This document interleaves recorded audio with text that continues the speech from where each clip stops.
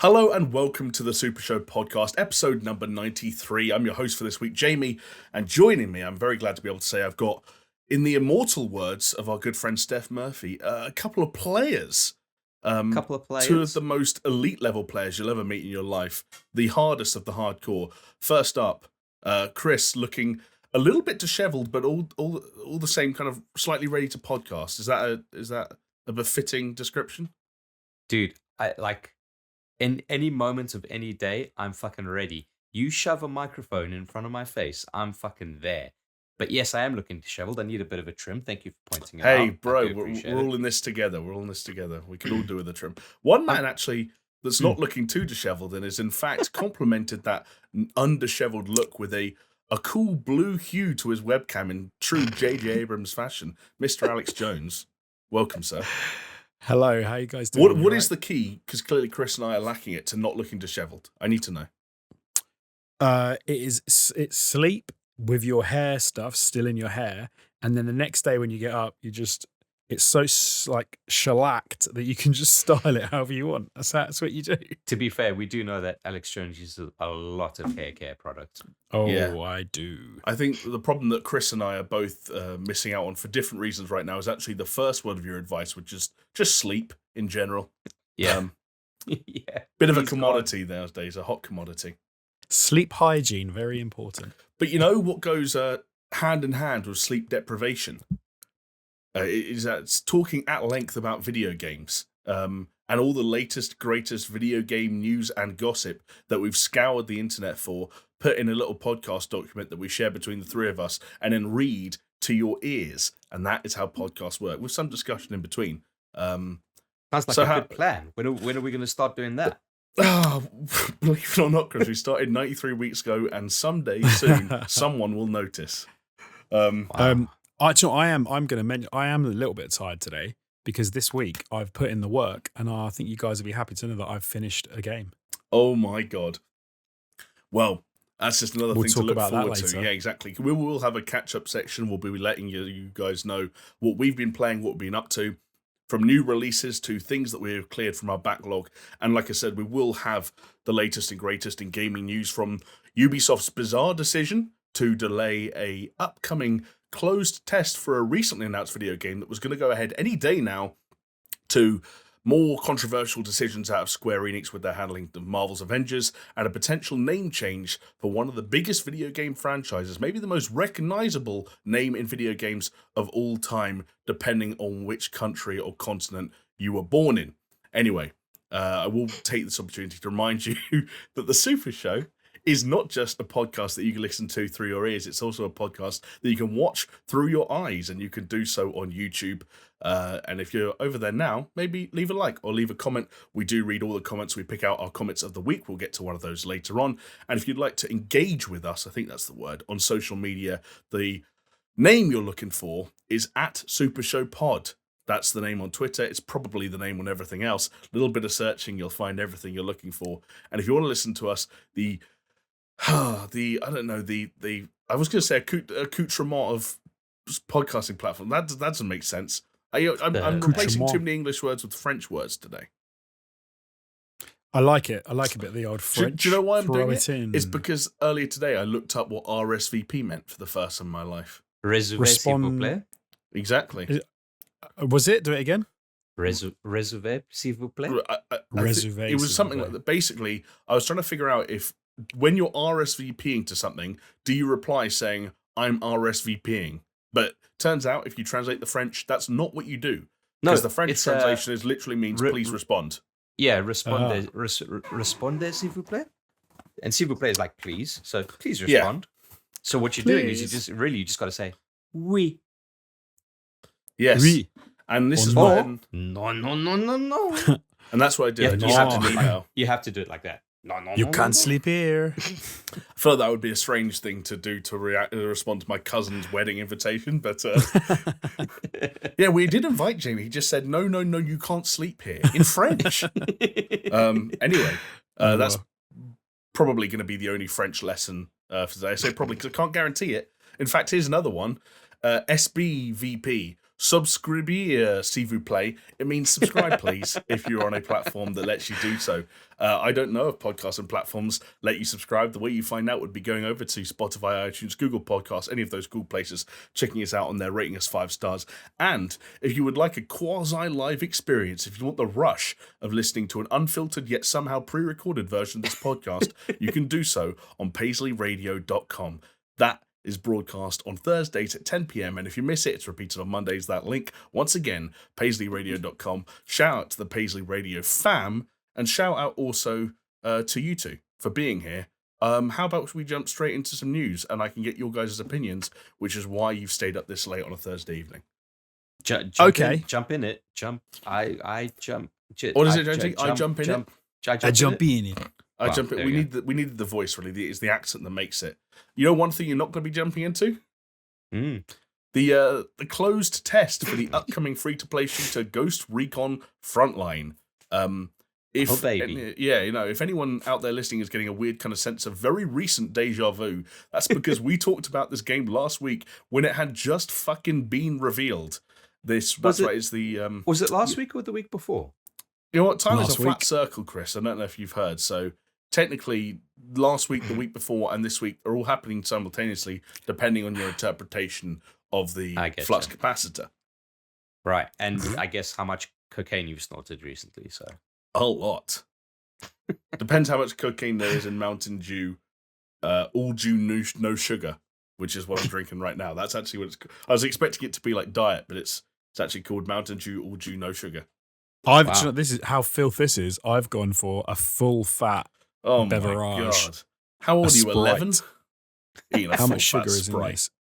Do you remember when 11 grams of sugar? Wow. Do you remember when Sprite had that weird fucking ad with Drake and his ears came off and his head opened up and there were instruments inside his face? Sorry, that was Mr. Potato Head. That wasn't Drake, Chris. Come on. All right. No, honestly, it's like the weirdest fucking ad.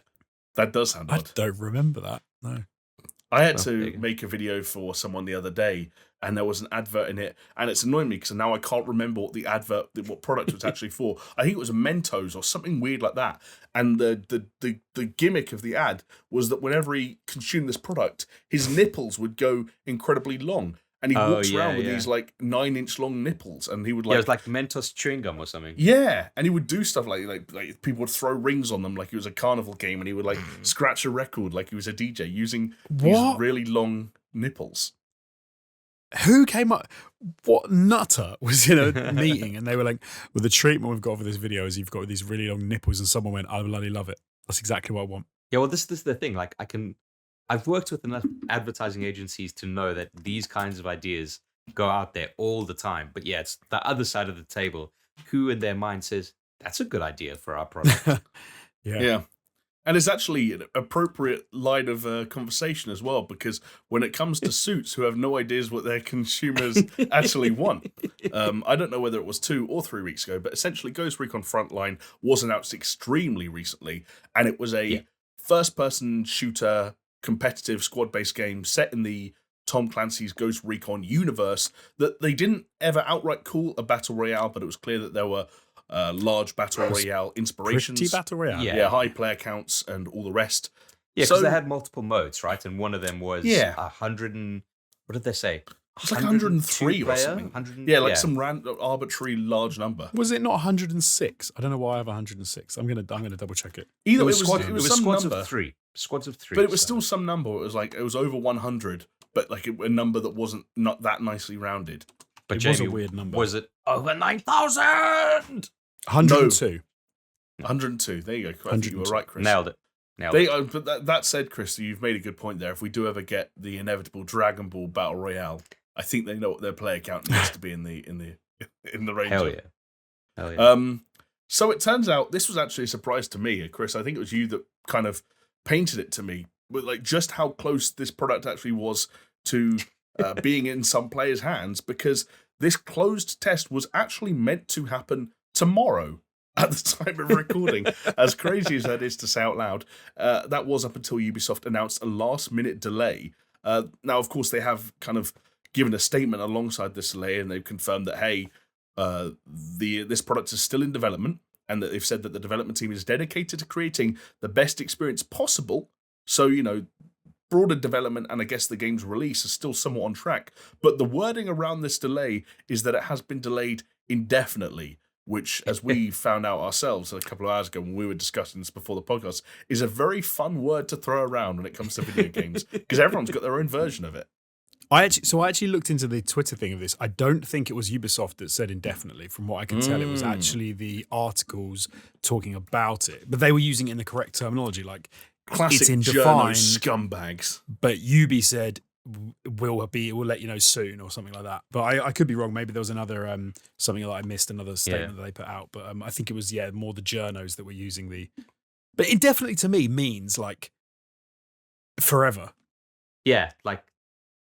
But it doesn't. I know it means indeterminate, or it means, but I'm not defining how long. But this is the funny thing, right? I guess before I started covering games and gaming, indefinitely meant like forever to me, in my mind, to my knowledge. Yeah. But then when it was like, oh yeah, this game has been delayed indefinitely, and the first time I think I heard that, I was like, holy fucking shit. It's like, no, it just means that they don't know when it's going to come back. Which, to be fair, could mean that it's not coming back, but they don't want to put a number on it. Yeah. So I feel important. I don't know if it's just the way. I don't know if it's just the way game development works or what, but it definitely does start to feel a lot more grave when it comes to the incredibly long-winded and incredibly expensive process of making video games. Maybe that's why we just sort of like naturally tend to be on the more. It's even worse than that, though, right? Because they're like in their reveal, they were like showing off.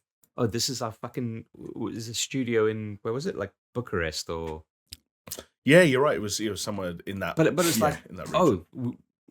this is the project that this fucking entire studio is fucking working on, and I was like, you know that game you were working on that you were so pleased and so excited to show everyone? Yeah, no one liked it, so you're fucking in trouble. Like, how shit is that? Which can I give you the actual words from their announcement? Please. Yeah. So they said, we have decided it is best to postpone the closed test for Tom Clancy's Ghost Recon Frontline. The development team is dedicated to creating the best experience possible. We'll share details on the new date for the closed test as soon as we can. Thank you for your ongoing support. Yeah, you see, that sounds a lot less severe than indefinitely, doesn't it? Yeah, I agree. Especially because it sounds like, in their mind at least, the roadmap is still the same in so much as there will still be a closed test for this product at some... And I will also say, credit where credit's due, I'm glad that we're getting into the habit now of calling these things tests rather than arbitrarily slapping words like alpha and beta on them that never meant anything anyway. Like, a test is a test. Let's just be honest about it. Yeah. I guess the thing that kind of ends up being fascinating about all of this, and something you kind of hinted at there, Chris, is that, and look, I wouldn't expect Ubisoft to come forward and admit that any of this, whether it was the delay or any kind of changes in their development plans, were directly caused by fan backlash. But let's be honest, there was a lot of fan backlash, and it is slightly surprising that a product like this or a test like this would get delayed so late in the game. Do you think, for 100%, that it was the fan backlash specifically related to how this didn't feel like a Ghost Recon game and wasn't befitting of the Ghost Recon name that caused this delay? Or do you think that there's other things going on under the hood here? No, I've been thinking about this a lot, and I think, and I've been reading people's opinions as well, which is always a dangerous thing to do. But from what I would understand is that, like, they're not going to go back. They're not going to go away, work on the game, come back and be like, it's no longer a Ghost Recon game. Like, that's fucking right. As far as I'm concerned, that's cast in stone. Or the reverse, go away, remake the game in its entirety, come back and go, now it's a Ghost Recon game. Yeah, exactly. I think it's gonna be what it is, and I think it's more a question of packaging. When they kind of showed it off, it was very much focusing on those two modes, right? Like the Battle Royale mode, which they didn't, for some reason, they didn't want to call it like a Battle Royale. And then the other one was this like Dark Zone hybrid thing. Or it was a little bit confusing. I think maybe what they need to do, or what they're planning on doing, is going back and thinking about how they are presenting what they are trying to achieve. Less so than actually changing what they're trying to achieve. Does that make sense? Yes. It's the wrapper, fellas. They're changing the wrapper. They're not changing the chocolate bar. The ingredients are the same. So this is a beef Wellington of a game, and you're saying that fundamentally it's still a very nice piece of beef at the middle. They just need to put a different mushroom shit on it this time. You see, Jamie, it's kind of like that, but not really. Like, think of it this way, right? Ogres are like onions. Right, I'm with you. Yeah? And ogres, is that like a Diablo 2 class or something? Because they make you cry. Totally. Okay. Yeah, and it's like a parfait. And that is a nice rock. That's all I got. That's what okay. That jumps around so much. Yeah. Can I weigh in? Because I've thought about this not at all in respects to Chris saying he's thought about it a lot. But yeah, there's no way that this is because of the backlash. I think they're too far gone. Like games companies, if they're this far into it, what they normally do is they just wheel it out as quickly as possible. I think reality is going to be there's something wrong with the test and they can't get it live for whatever reason. And they're going to make sure that it's they can get it out. What about, can we get spicy? What about yeah. What if they only had 5 people sign up for this closed test? And I'm like, well, you know what? Like, that would be amazing. Not worth running, so. Wow, that would be amazing. If I'm not going to switch on. There's Eve going, I'm not going to switch on their servers for 5 people. Like, come on, wacky, come and play my Frontline game. It's interesting, yeah, because I didn't know that this test was happening. I'll be honest. And it's when Ubisoft have done stuff like this in the past. Like I remember when Hyperscape came out, they are not afraid to put money behind getting streamers to play that game. Yeah. So like, I presume that games like Frontline will get the same service, and the same budget but maybe this was just not the test for it, or I don't know. Very strange. It's also just a weird time where like you look at what's happened to Battlefield. Alphas and betas are strange right now because you show people a little bit and they want more. You show people more, they've seen too much. They like what they see. It's a good thing. They don't like what they've seen, and it's sketchy. You've got to it's a real balancing act right now. With Battlefield as well, it was like, oh yeah, here's this. We want player feedback, and then the players give the feedback, and then the official line is, oh well, this is a build from like a couple of months ago, so it's a little bit. So what's the point? Yeah, exactly. So what's the fucking point then? It's like going into school and handing in your homework to your teacher, and she's like, "This is terrible." And it's like, "Yeah, well, this is a version I did before I started revising, so that don't actually mark it. Like I'm going to do a real version soon, I promise." It's just like, what? So what am I supposed to do this? It's just like a placeholder. This is just for you to compare it to. So like later down the line, so you can see how much I've improved. Not necessarily at launch, but like maybe like a year after launch when I've added all the features I promised in prior to launch. Yeah. I'm not saying that's what happened to Battlefield, but yeah. I think the problem is they have these days is if the games are so big and unwieldy that that it's complete rubbish. Like the beta that you get, the open, the close, whatever, is very similar to the game that ends up coming out. And I think that seems to be the rule. Like we haven't seen many cases where games are completely different or have big changes. If there are big changes, it's usually like a Halo situation where it's years down the line or at least a year or something to get things made. Even a game that's just recently launched, which was Back 4 Blood, right? So we were in it in the alpha, and we're in it in the closed beta, and then the open beta, I believe. Identical. From the alpha, it was like the blueprint was there. Okay, it didn't have that little camp that you spawn in. It was just a menu that launched you straight in, but. Would you agree with me that the thing that changed the most between the alpha and the beta was that they tweaked the numbers? So how many bullets it took to take down certain bosses. It was like the leveling basically. Balancing, when you went in on issues. Balancing. Sorry, they went on normal mode. They balanced this enemy, that enemy. Nothing changed between of any substance. Not to jump ahead in the podcast too much, but I have played the released version of Back 4 Blood, and let me tell you, if you've played any of the alphas or betas for Back 4 Blood. You've played Back 4 Blood. Sorry. Actually, that's a really good one because Jamie, and I think we mentioned this, I can't remember where it was, a Patreon exclusive podcast or on this, free to air podcast. But we were saying that back in the ATG days, you had played so much of the Division 2 before it had even come out. Because we just kept on getting access to all of the things that were coming out. Yeah. And we're like streaming them, we're doing reviews on them, and it's just like it's the same shit over and over again. And oh yeah. And that exactly as you played it, made it into the fucking game. I mean, I played the opening levels of Outriders about close to 16 months before that game ultimately came out, and it was identical. Like, it was identical. Obviously, the rest of the game wasn't there, and I'm sure they did a lot of other work, and there's tech stuff, and like you guys said, there's balance stuff. There's a lot that goes into making a game, but like a lot of the fundamentals don't change that much. Like, once they've nailed down that vertical slice or the bit that they're willing to let you get your hands on. Yeah, right. Unless, like you said, they, like Jonesy said, with Halo, and we've seen it with some MMOs, like New World had a bit of this, where like they just go away for a long time and then they come back something quite different. That does still happen. I mean, let's be serious though. The worst one, I think, in modern memory has got to be Marvel's Avengers. Like that was one where we were like, I was saying in the beta, like, because some of it was great. Like some of it, I still say some of it I loved. The combat felt really good, but the game was terrible. Like the so much of it, and it was like, oh, but they won't. This isn't not going to be what they release though. And even if it is what they release, it'll have so much more content, so many more enemy types. And you're like, oh no, this not. It's just this is it. I don't know if you guys have any like positive beta experiences or beta stories, but one that I definitely remember was the first Destiny, which was a game that I think we all knew about because it was the new Bungie IP and it was published by Activision and it was this quasi MMO kind of thing, and there were lots of anticipation and content being made around it in the run up to release. But it wasn't until I played that beta for myself where I was able to say, oh, actually, I really like the shooting and I like the loot systems and I like the progression. And I spent a whole weekend playing that beta and pre-ordered the game as soon as it was done.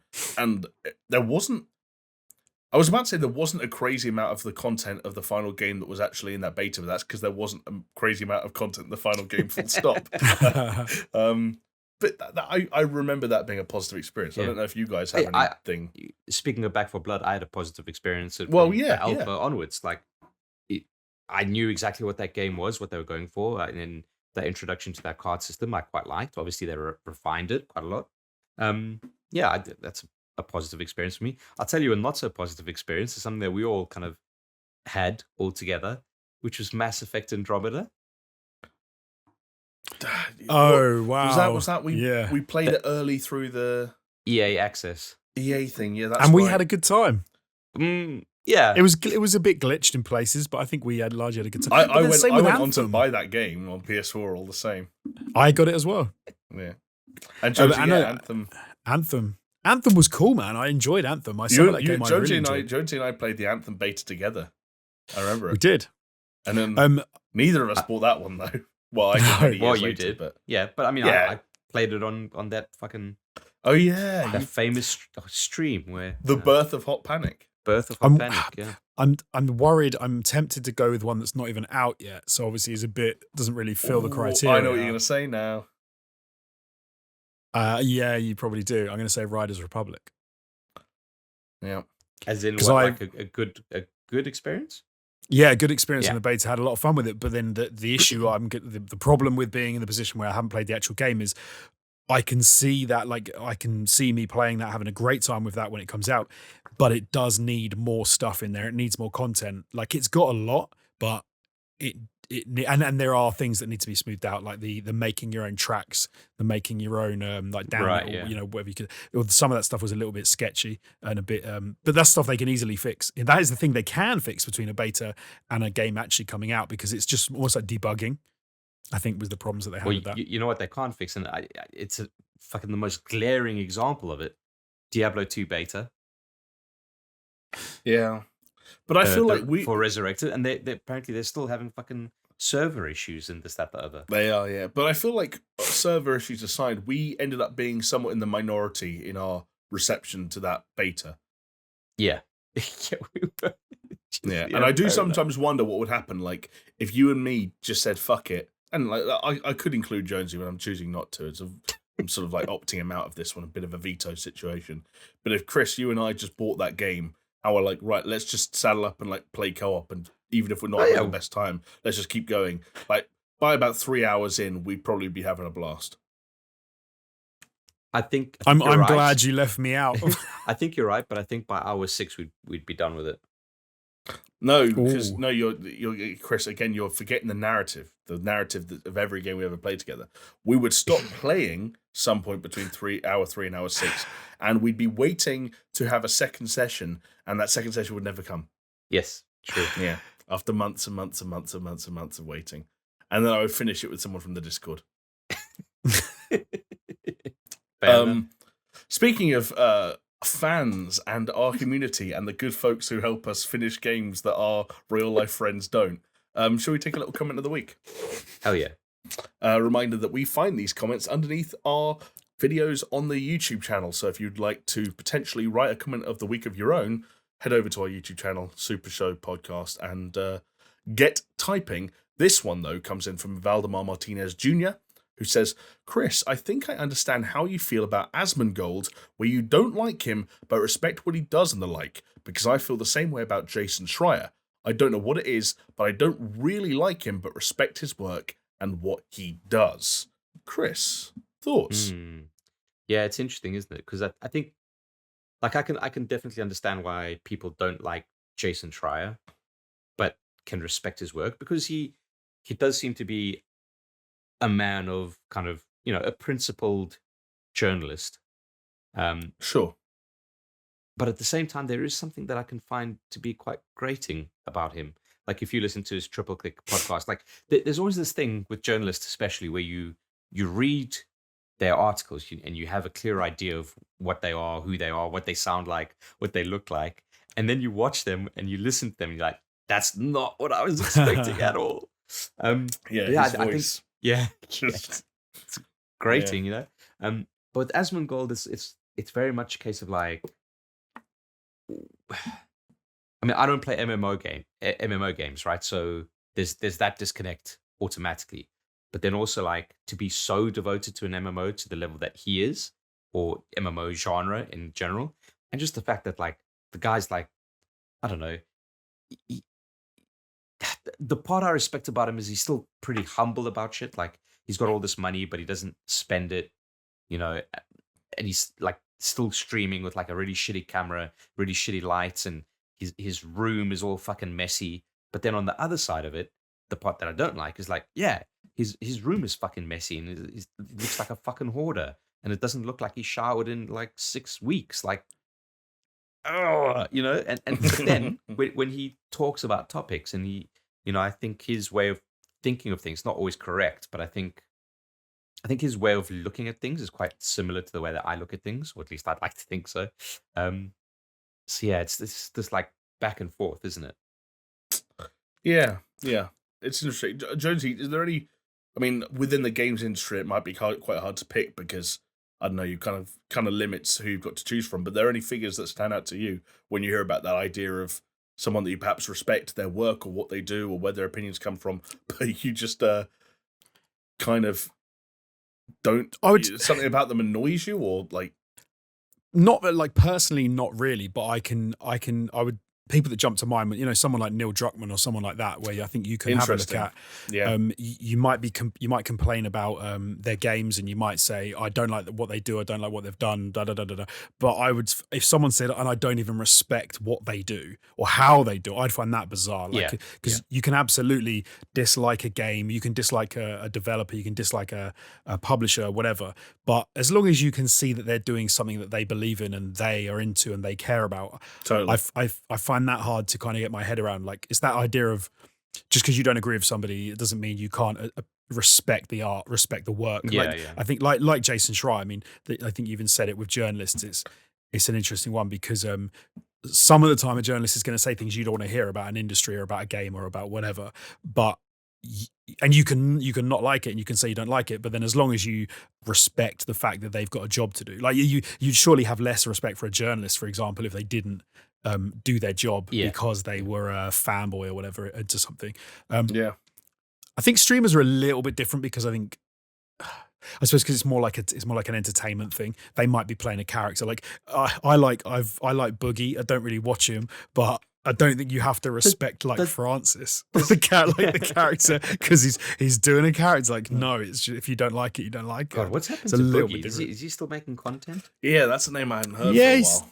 He's still about. Like I follow him on Twitter, and he still does. He seems to tweet a lot about a lot of stuff these days, nothing to do with games. Like I think he gets a lot of crap online, and he spends a lot of time trying to fix people online and tell them why they're wrong. Yeah, I used to follow Boogie on Twitter, and I stopped following him for that exact reason. It's just like, come on, man.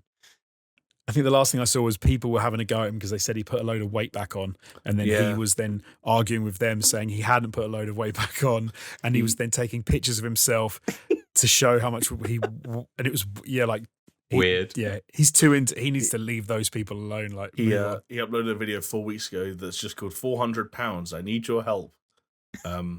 Presumably referring to his weight and not like a superhero called 400 pounds. Yeah, or money. Like he needs 400 pounds. I need your help. Wow. Which is a shame because I think he seemed like a nice enough bloke there for a little while and then kind of went a bit crazy. I mean, we don't need to dig up that whole ordeal again. Then he shot into the air. Yeah. Do you know what you reminded me though, talking about the Druckmeister? You reminded me that I've had I was about to say had my run-ins. That suggests it's become personal or even physical at some point. But it all exists within the context of this podcast, which kind of only exists in our heads and our imaginations. But our old friend Troy Baker has been the subject of some of our perhaps slightly meanly worded comments in the past, but he kind of had it coming. And can I throw out a really controversial one? Sorry, before you do, on you, I loved your stories about Angry Joe. When you were behind him in the queue at the EA play. To play Battlefield 5 and like they got all their lists and all their shit completely fucked up and like we couldn't get into play and just standing next to Angry Joe waiting to play Battlefield 5 for ages. He touched my shoulder. He touched your shoulder. But the thing that I always remember about your story, and please just if you remember what you had said, how you described his jeans. I don't remember how I described his jeans. You're gonna have to say it for me. I think they were like really weird, like bootcut jeans, but like they went over his shoes or something. Like that's what bootcut do, isn't it? No, but the way that Jamie like described it, like because you were saying like something like he could like flick his foot and like the jean would like flap up and like it killed me at the time. I was hoping you'd remember, but like the leather jacket that he wears on top. Is there anything else that would accommodate that leather jacket, like a pair of oversized bootcut jeans that your mum bought you? Like that's the most Angry Joe thing I've ever heard. That's great, man. Yeah. Sorry, go on. I was going to throw out a controversial one. It doesn't fit the brief in the exact same way like a Jason Schreier or a Nazmangol or even a Neil Druckmann would, but it's just one of those guys who have an almost limitless amount of respect for his work and his art, if you will, and like what he's done in the industry. But every now and then, sometimes the persona and the social media game start to give me the heebie-jeebies. A controversial one, but is our friend Corey Barlog.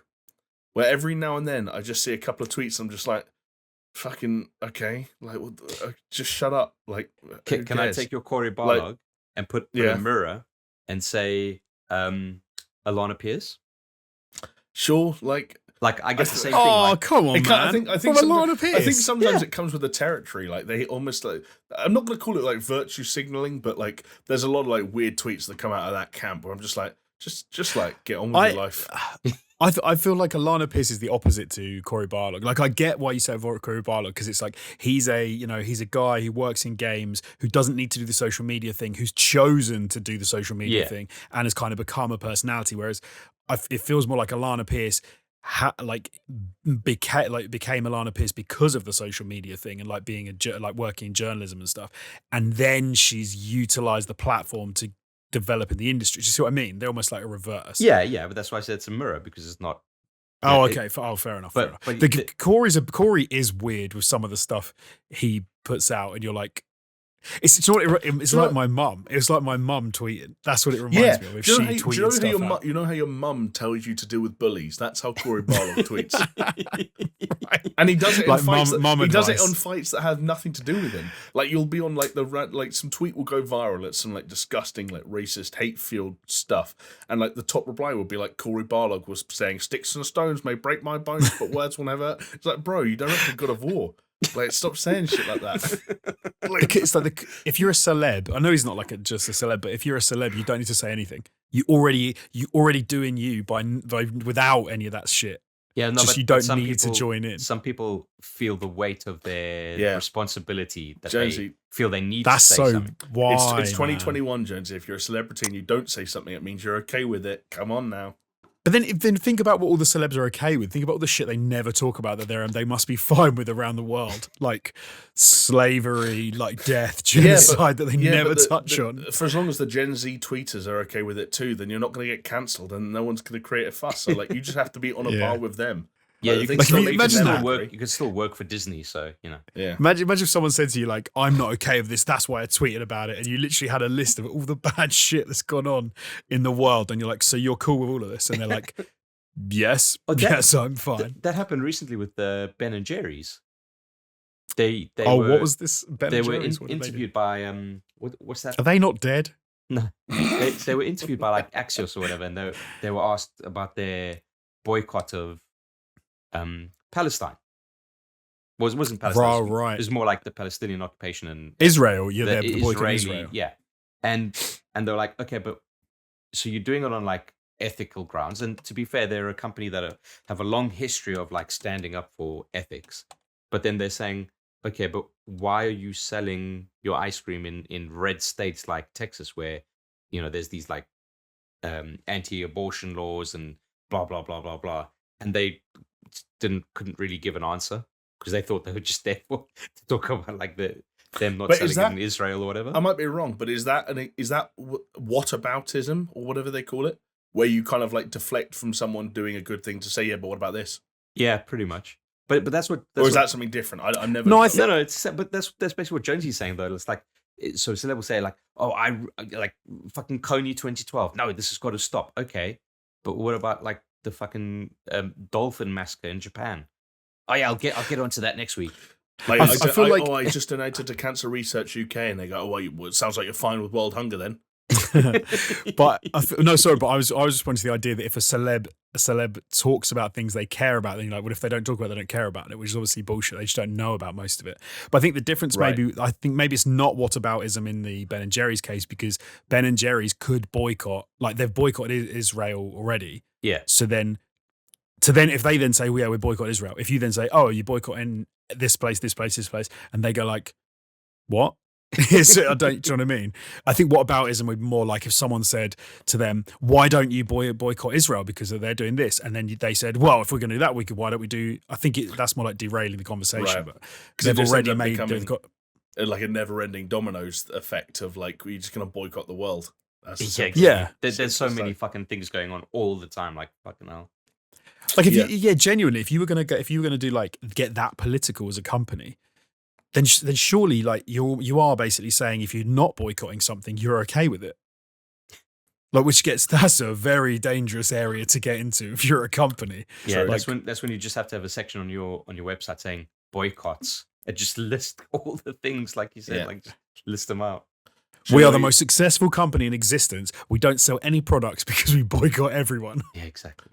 Well, this is probably a good time to announce that we proudly boycott absolutely no one.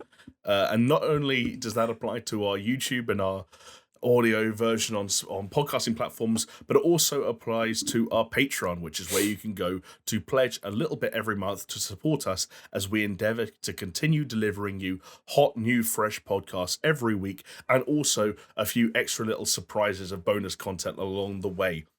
So for anyone that doesn't know, you can head over to patreon.com/SuperShow. You'll see all the different tiers that you can pledge at. If you pledge at $2 a month, for example, you gain access to a Discord server. That's where you can come and hang out and chat with us whenever you'd like. If you pledge $5 a month, then you gain access to all the bonus content that we've produced over the months, including a recently recorded episode of Full Frontal that I believe, Chris, went live at the time of recording yesterday.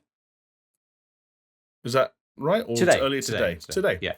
We actually had a very top secret special guest for that one. So if that piques your interests, perhaps the place to go and look is patreon.com/SuperShow. Once again, that bonus content is on the $5 tier. And while we're here, I also would like to give a shout out to everyone that has continued to support us. And we're going to give some specific name shout outs to people, including Aaron Cameron, Athletic Gravy, Jesper Camdal Nielsen, Leo Merger, Magic Ritz, Mindful Pig, Nathan Pierce, part of the 0.2% no, we still don't know, so we don't know that we know, and if you don't know, now you know. Pastors Guild, Scary Omen, Starfall Kid, Zach Cream, and the big dogs, Brett Z, Doppler, Geometric Potter, Hacksaw Bookread, Manuel SuperShow Simp Guerrero, and Peaswad. Thank you all so much for supporting. And boys, just reading that list makes me very glad that we don't boycott anyone and that no one boycotts us. It seems like a matter of time, though. We're going to end up on a list. I mean, you say we don't boycott people. Luckily, we haven't had to come to the point where we've had to boycott people, because there are obviously people that we would boycott under certain circumstances. But no, we won't boycott anyone. What's Chris? Name a person who, if they pledged to the Patreon, you would boycott them. You would reject their pledge. Name one individual on planet Earth. He can't do it. The man has no shame. He would accept any and all pledges. This is how desperate things have gotten. I would. If someone, do you know what, if some bad dude says to you, "Here, take this £1 million," I'm like, okay. I've got it now. You haven't got it. I can do good shit with it. You can do bad shit with it. It's like, why would I boycott that and say to you, no, you keep the money and you do more bad stuff. Take the money. Oh, so Hitler comes over to you and says, "Here's a bunch of gold teeth that have been, melted off the bodies of Jewish people. There you go." You'd say, "Yeah, thanks, Hitler." No, because he's not rocking up with a suitcase full of like golden teeth. I'm like, no, mate, I'm okay with that. He could do. What am I? Like, then I'm gonna go and take them and try and like make them into money. No, I'm all right. If he gave me 10 million quid, I'd be like, do you know what? I can use that money to do good and to give new teeth to lots of Jewish people that Hitler's messed up. Wow. Can I transplant a debate that's been raging on in the world of football over to the world of gaming podcasts? Oh, please do. I love it when that happens. We are so primed and prepped for this line of questioning. What if we were approached for purchase by like the Saudi Arabian government, basically?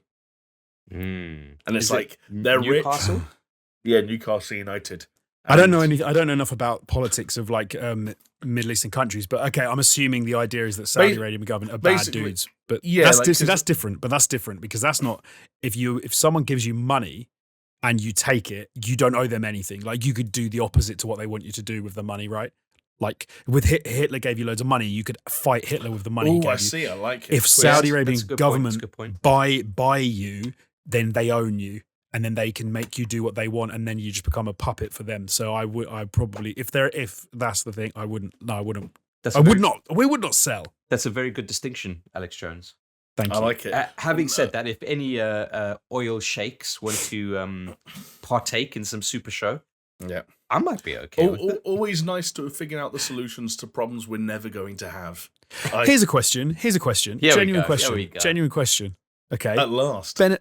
Ben and Jerry's, right? Rather than boycotting Israel, right? Yeah. They sell, of all the Ben and Jerry's they sell in a year in Israel, I mean, I don't know how much ice cream Israelis eat.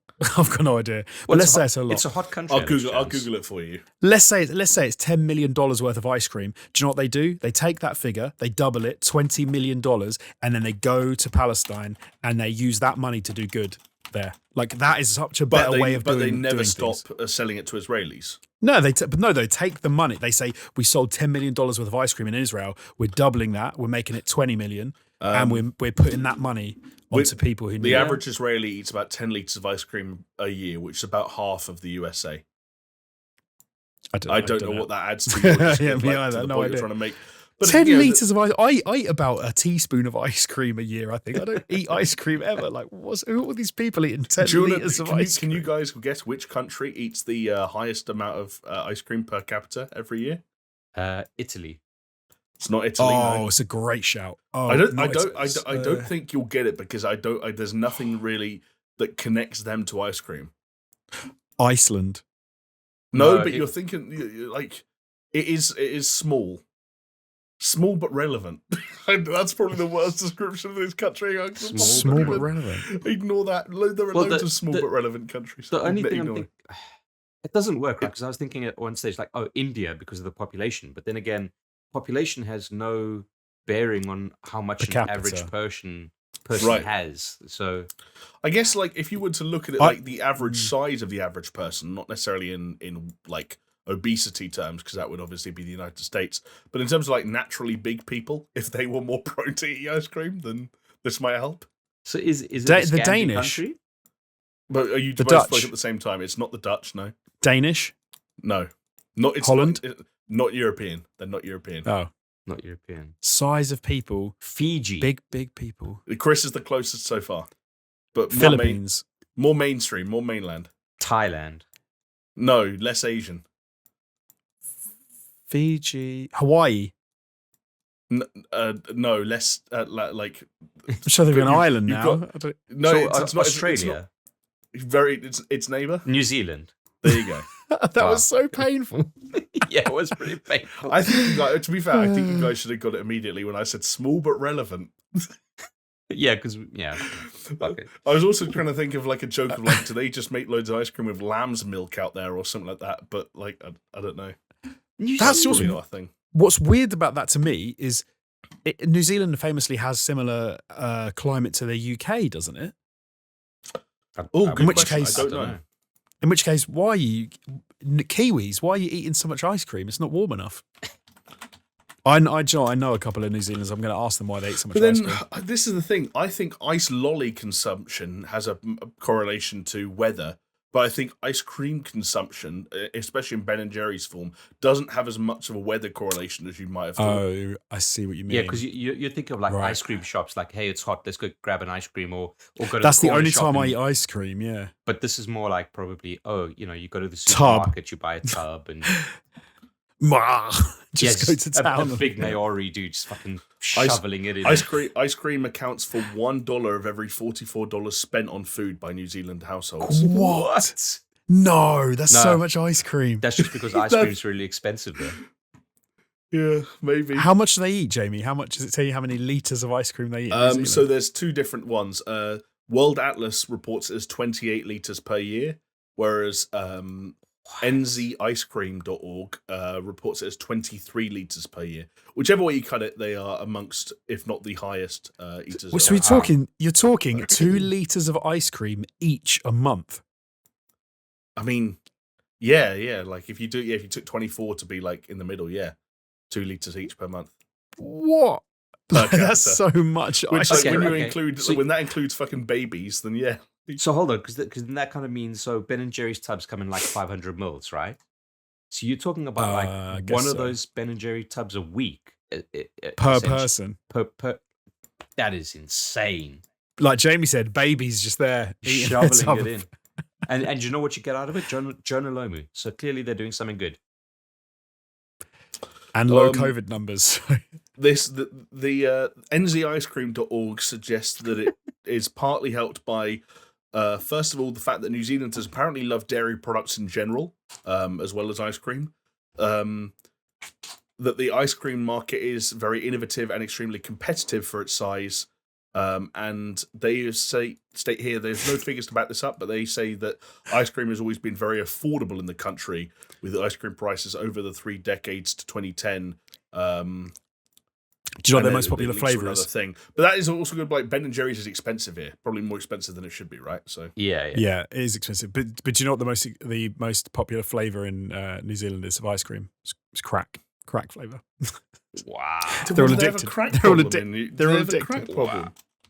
No, but they would have if you put Oh, all the crack in the ice cream. They you would know be what able to they- stop they- eating it. I think they've got a crack problem in Australia, because the last time I was there, if you go to public restrooms, they've got these needle dispensers in each and every like toilet stall. Wow. Yeah. Is that for like, that could be for other stuff as well, I guess, like insulin and whatnot. Though. Oh, I mean, I'm it's getting not, it's so not, many- it's not for insulin, Jesse. Come on. That's good though. That's better than people using dirty old needles and getting like a hepatitis and Do you, stuff. do you want to know more crazy New Zealand ice cream trivia? But what, Can I give you is one? this can I the give you- fucking New Zealand Can I give you episode? Can I give you one last fact? Slap second most Jonah popular- Lomu and a lamb on the fucking thumbnail. Oh, mate, that's another thing you guys have to come up with is Ben and Although- Jerry style puns based on New Zealand like legends. Oh, okay. Like you could do like Jonah Low Moo Moo Milk. I don't know. I run out of ideas halfway through. I was going to say that for some reason, the second most popular ice cream flavor in New Zealand, after unsurprisingly vanilla, is Hokey Pokey. Hokey Pokey. I think I've had Hokey Pokey. I think it's quite nice. Plain vanilla ice cream with small solid lumps of honeycomb toffee. There you go. That does sound quite nice. Wow.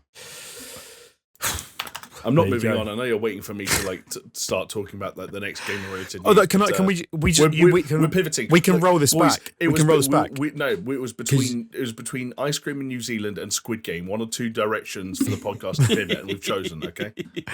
Because what did I say about when we were talking about the who people would pick as their number one game? It's going to be chocolate or vanilla. And New Zealand went vanilla, so there you go. Wow. That they did. Jonesy, did you choose your number one games when it came to playing video games in this past 7 days? I wonder. I did. Well, I only played one game, though. I didn't play But 7, you finished it, buddy, so good on you. I did finish it. And do you know what's happened? It's this, that the stop clock is right twice a day or whatever? Yeah. Broken clock, yeah. Broken clock, yeah. I've actually gotten quite lucky in that I waited to finish this game for so long that they released an update for the PlayStation 5 and a director's cut that actually hasn't been out that long, and I've just finished it. So I'm right, I'm nailing it. I'm on time. You're on the pulse. Exactly. And that, of course, is Ghost of Tsushima, the director's cut on the PlayStation 5. I've been playing since it came out and really enjoyed it. Fell off, just not because of the game, through other stuff, and I finally managed to see the end credits of that game, and I'm on my way to the platinum as well. I don't think I'm too far off. A few things to mop up. But yeah, very good game. Really enjoyed it. I think similar to what Jamie said when he talked about the game at the time, like some of the tales about the people that you encounter and things maybe go a little bit wonky in some places, but not like to any bad extent. Like some of them kind of meander a bit, and some of them you're a bit like maybe drag on for a bit longer than they need to. Have you done the Icky Island stuff? No, I've left Icky Island until I've finished the main game, and I only finished it last night, so I haven't got around to doing it yet. Oh, wow, it's hot off the presses. Jeez. Yeah, I saw the tweet as it happened. Yes, I did tweet a picture of the end credits. Did you see who you got a like from? No. You got a like from the director of the game. Really? No, I didn't. I swear. I'll fact check it for you live. So you did Wahoo hit the credits on Ghost of Tsushima Director's Cut. Thank you at Sucker Punch Productions for a bloody brilliant game.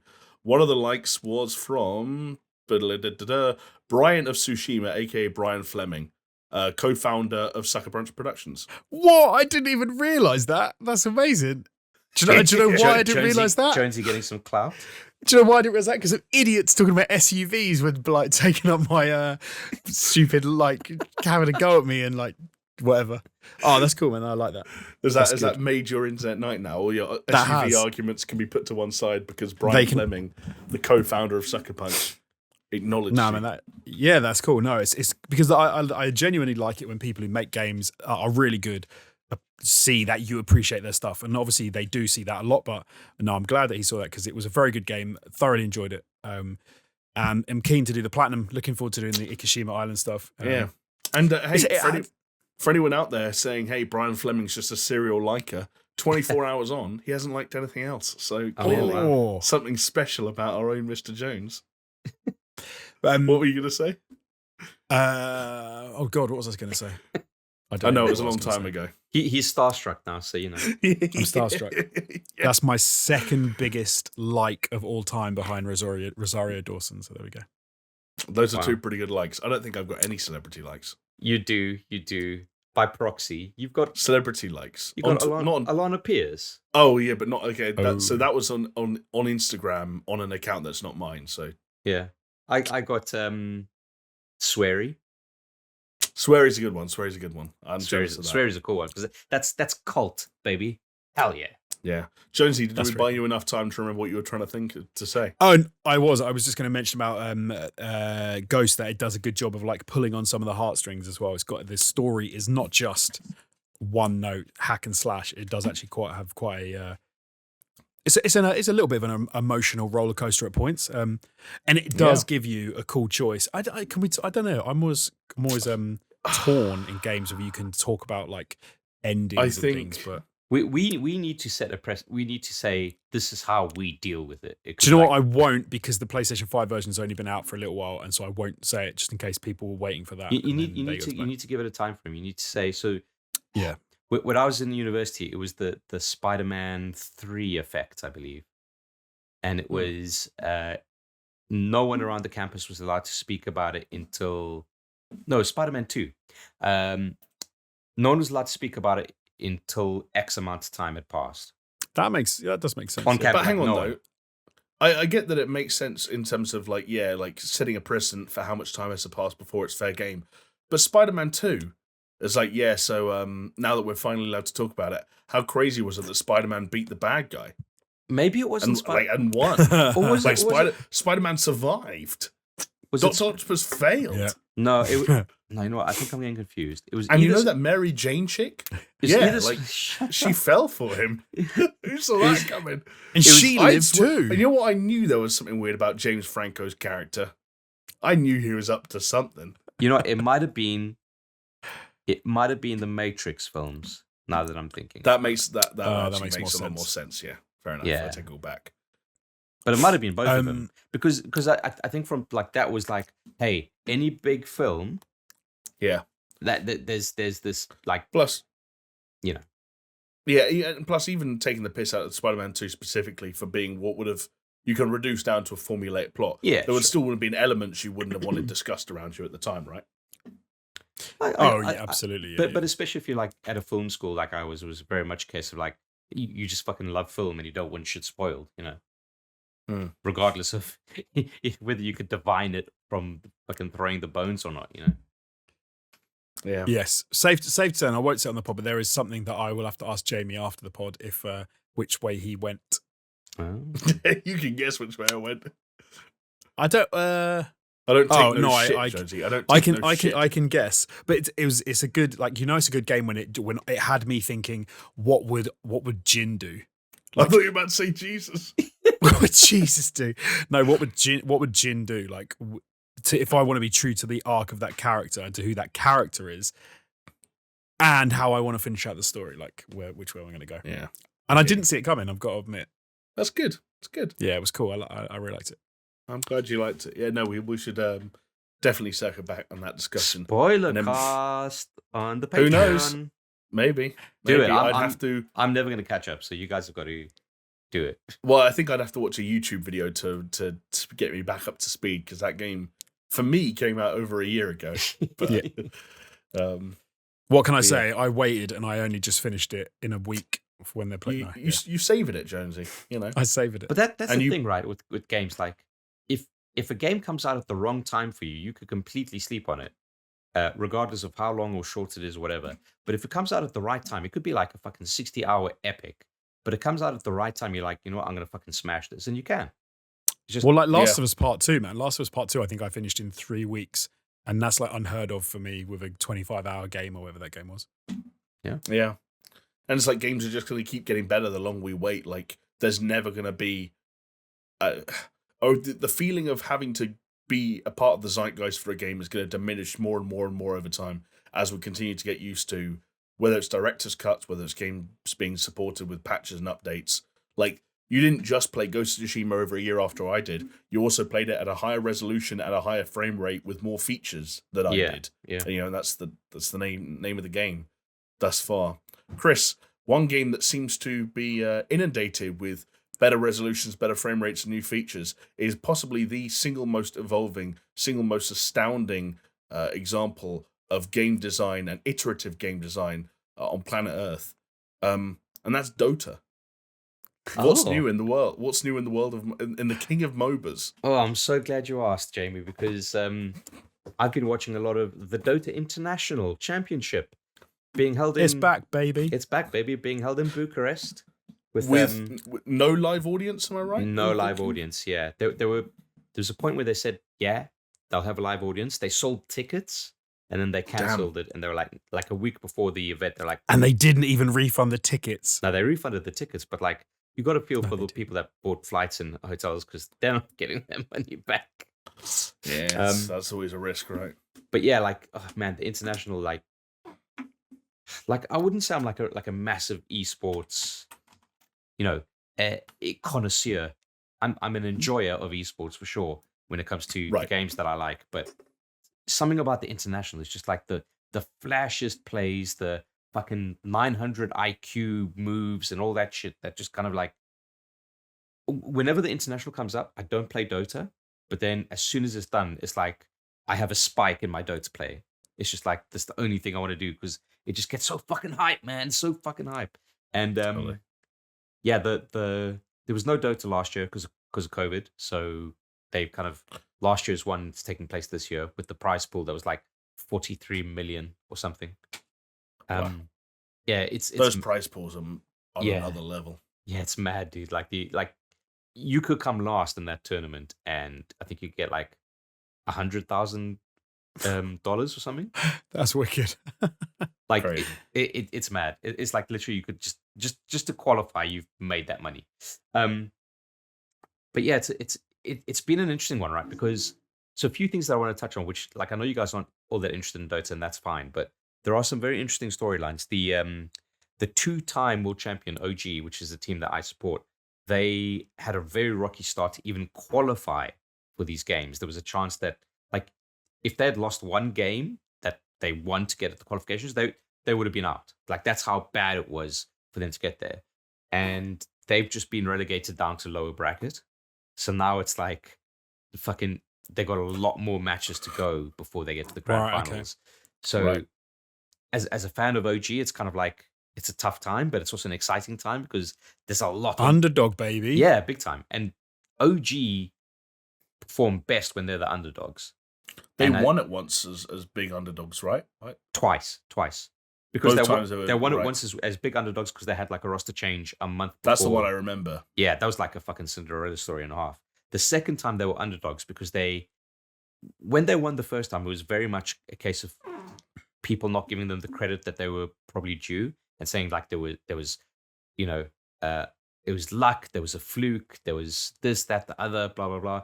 So they went into the second one with a lot to prove, and then they proved it, and they were the only team in Dota history to take the international twice. I can see you both looking down at your phones, so interested.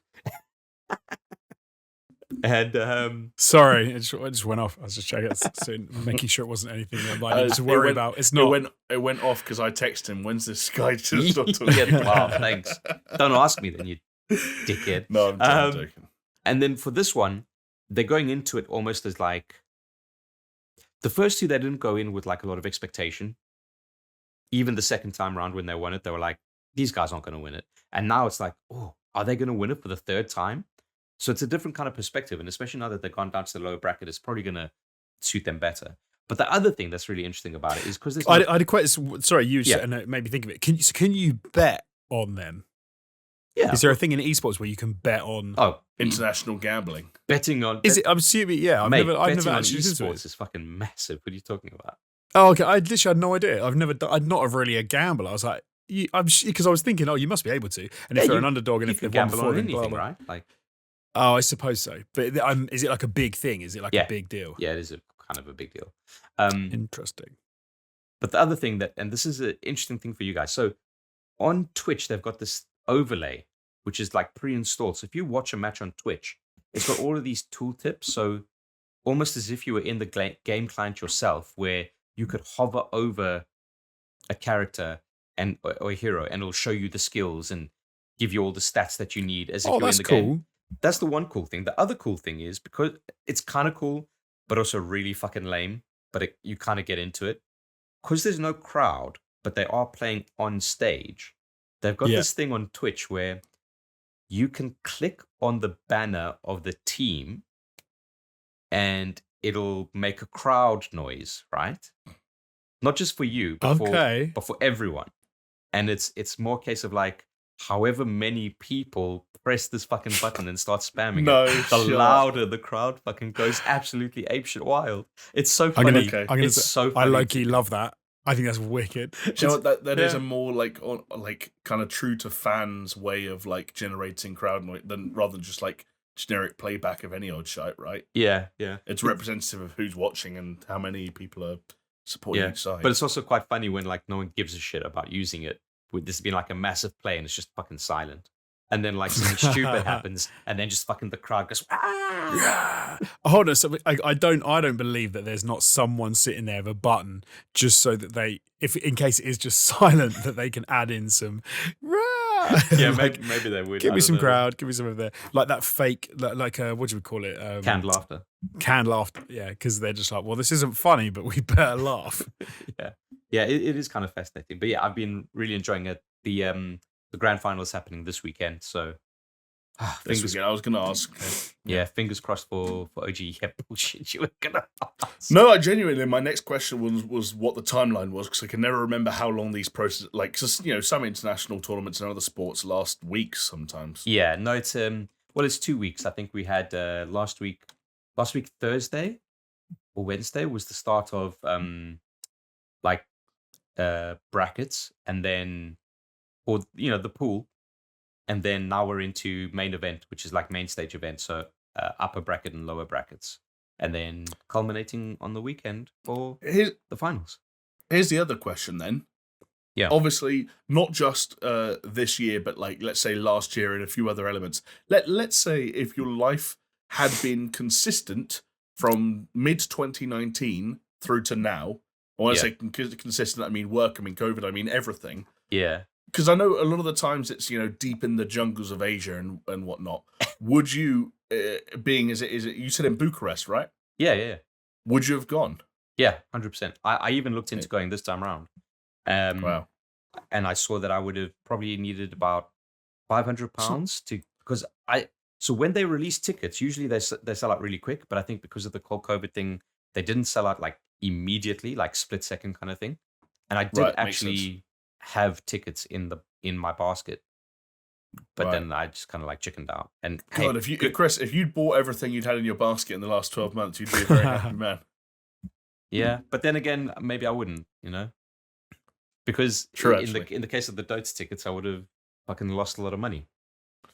Right, but then a holiday to Bucharest is one of those places. Yeah, like that's one of those countries for us now. Romania, we're like. Yeah, but fellas, the reason why they cancelled the crowd is because COVID is fucking going absolutely rampant there, and it's not a country that you necessarily want to be in. I don't know. I saw a TikTok the other day of a guy who intentionally goes to holidays in cities that are just recovering from terrorist attacks. Oh wow! And he says the reason he goes there is because travel there is never cheaper, accommodation is there is never cheaper, events and things and tours and stuff are not only cheaper but quieter, and security is usually tighter than it's ever been before. Yeah, it's like true. It's everything you want from a place. That's what you're still dealing with the desperately sad loss of usually thousands of lives. I was going to say, if you could deal with the sadness in the face of everyone you see, though, you'd be fine. And you've got one like American tourist who's like, "Woo, yeah!" Didn't some guy do that in to Afghanistan?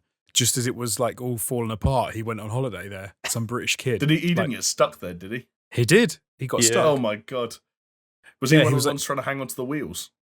No. He was. I think he went back to wherever he was staying, and he was like, but he almost had like a mini breakdown on Twitter because it was. I think he suddenly realised that he wasn't in a good position. I don't know actually what happened to him. I'm pretty sure he must have got out, but yikes. Yeah. Well, yeah, fingers crossed. Not just for him, but for everyone who is there but doesn't want to be anymore. Anything else, Chris, on your recently played list? Yeah, just more Dark Souls. Or recently watched or anything. Yeah, more Dark Souls. So, just streaming it again. I don't know when I'm going to fucking finish this game. It's like, it's one thing after another. You'll get there. And people are going to want to be there when you do. So I'm chipping away. And like, yeah, to the people listening to the podcast that do watch my stream, thank you so much. Like it's weird. Like, it feels like SuperShow community, but it's also kind of like its own little thing, which I quite appreciate. Yeah, no, I like it, and I'm enjoying Dark Souls. And I know, I think it's before we started recording, you guys asked me if I was going to pick up a PS5, or Jonesy, I think you said you were looking out for a PS5 for me, and I said I don't know if I'm going to get one. And the reasoning is this, right? Because I've got a lot of games to play now, and in January, Elden Ring is going to come out, and I'm going to want to play that. And it's like, do I really need to buy a PS5 to play that? No, I can play it on my PC. So it might it doesn't make sense for me to get a PS5 at the moment. I like the fact that I'm not going to get Elden Ring and I don't care. That's such a weird fucking. That's such a Jonesy statement. I love the fact that I'm not going to. I didn't say love. I said like. I like. Okay, I like the fact that I'm not going to play a game that I have no interest in. Okay. No, there's something. It's like almost like a relief.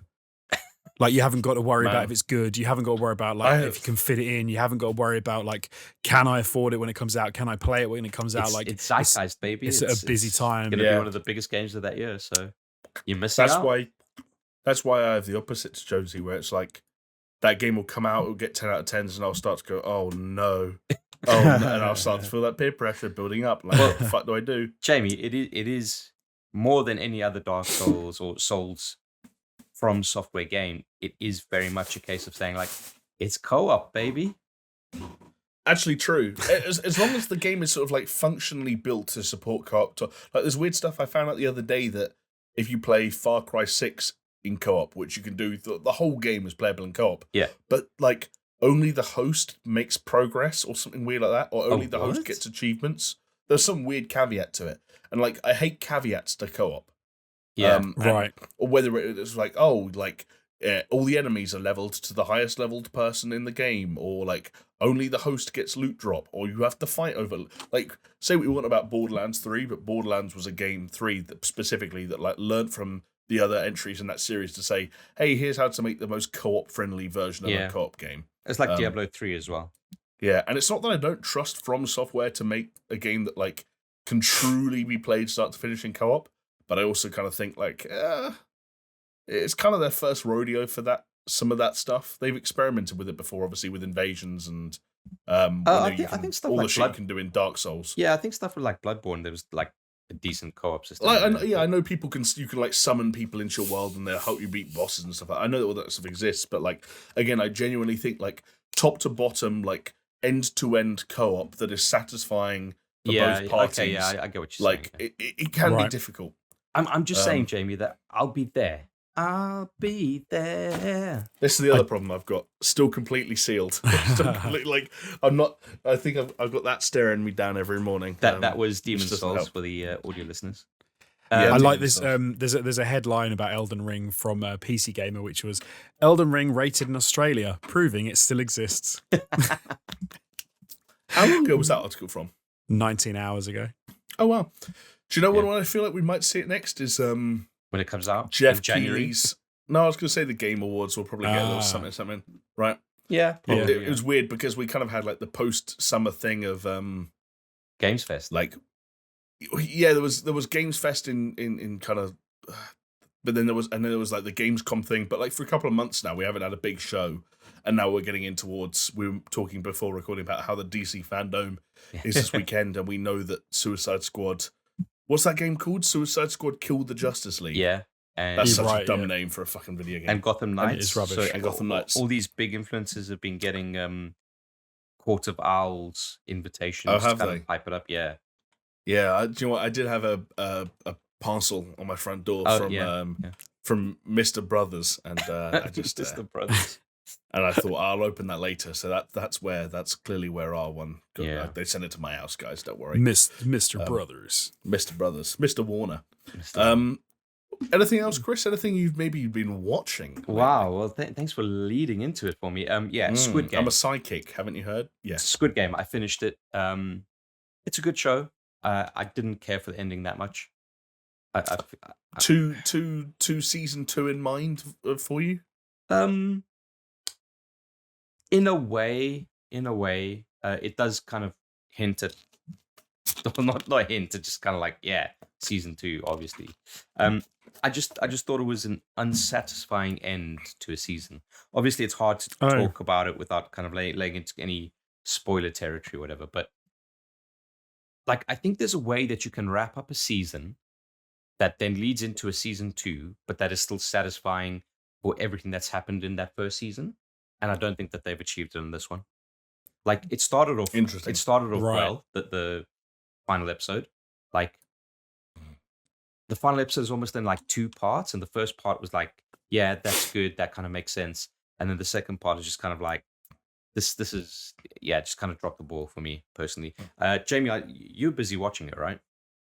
Yeah, but I'm still very early in, so I'm at episode 2. Okay. And again, like, we're not spoiling anything, so I won't really say what's going on. But like, I feel like I'm about to get into the meat of that show, having had 2 episodes to kind of understand at first the premise and then sort of the participants, if you will. Yeah. And now I feel like I'm ready for people to start inevitably dying. But otherwise, I don't really know what I'm in for.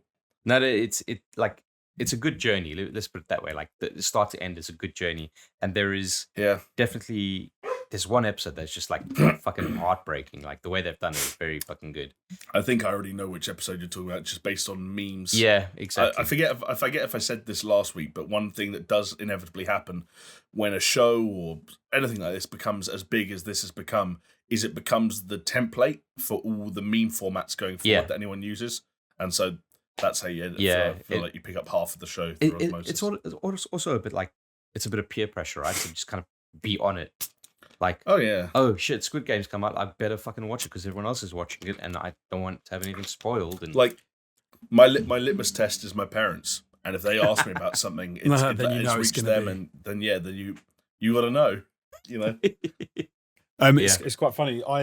We had an email from my son's school this week saying, we've been made aware that children are playing Squid Game in the playground at lunchtime. Obviously, this is a show that children shouldn't even be watching. It's an adult show. And my wife and I were looking at each other like, it's about children's games, though. Like, and obviously they're not shooting each other in the playground. So are they just playing? What's the time, Mr. Wolf?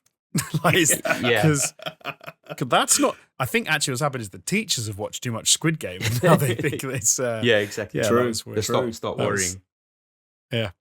It is kind of... And also, like, even if the kids did start running around pretending to kill each other, that's exactly what we did when we weren't playing games like What's the Time, Mr. Wolf, is we were running around with fake guns and swords killing each other. No. That's what fucking 8-year-olds do. Yeah. With, you know, sticks and stuff. Can I tell you the worst thing to come out of Squid Game? Yep. Okay.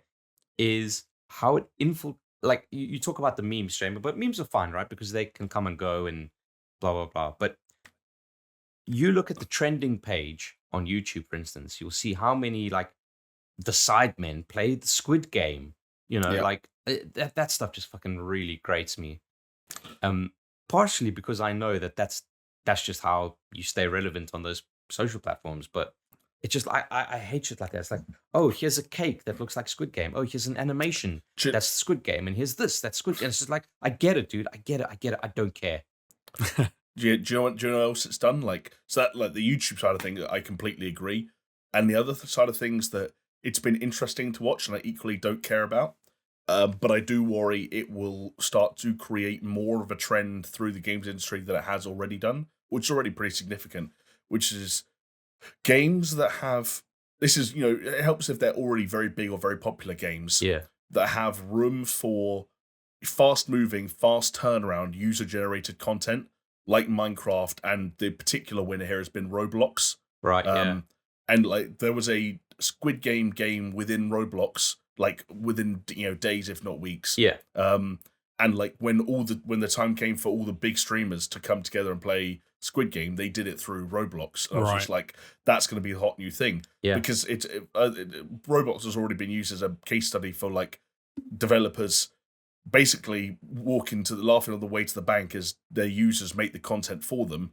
But the other element to that is that the users will make the content for them faster than they can probably do it themselves. Yeah. Like, no matter all the sort of like how long a roadmap would be for a studio to make like a Squid Game mode. Well, like these Roblox people did it overnight. And there's no risk. They take none of the risk. Yeah. And like, it doesn't reflect poorly on them if it's bad. And all of a sudden now Roblox is how you play Squid Game. Yeah, it's crazy. It's interesting as well that you said that, because I saw that is it it's not Platonic. Who's the Fall Guys developers? Oh, it was Mediatonic and Platonic and So Fall Guys, I was reading an article that they had a version of Red Light, Green Light that they were considering adding into the game before Squid Game came out. Right. And Interesting. And they canned it. And now that Squid Game has come out, they're kind of like fast tracking to try and add it into the game. Oh. But it's kind of like, but you didn't want it to begin with, but now you're just jumping on this fucking bandwagon. it grates me. Like, I understand it. I get it. It's like, it's good to be excited about things. Sure, I'm just a grumpy old fuck. I get it, but it just like it's I don't know. I kind of I don't mind that kind of cash. If they were going to already do it, they'd already developed it. I'm with you in the sense of it's a little bit like you weren't going to do it, so why bother? But I can see why you would cash in.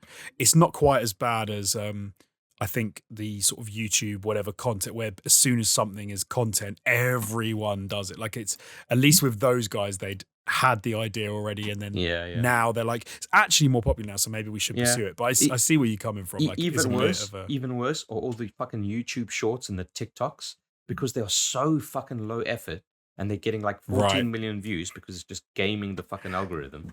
Oh, don't mate. Like, the crap in the short shelf and short Facebook video is one of the worst as well. But like, just for like, that's those sorts of like low effort shit.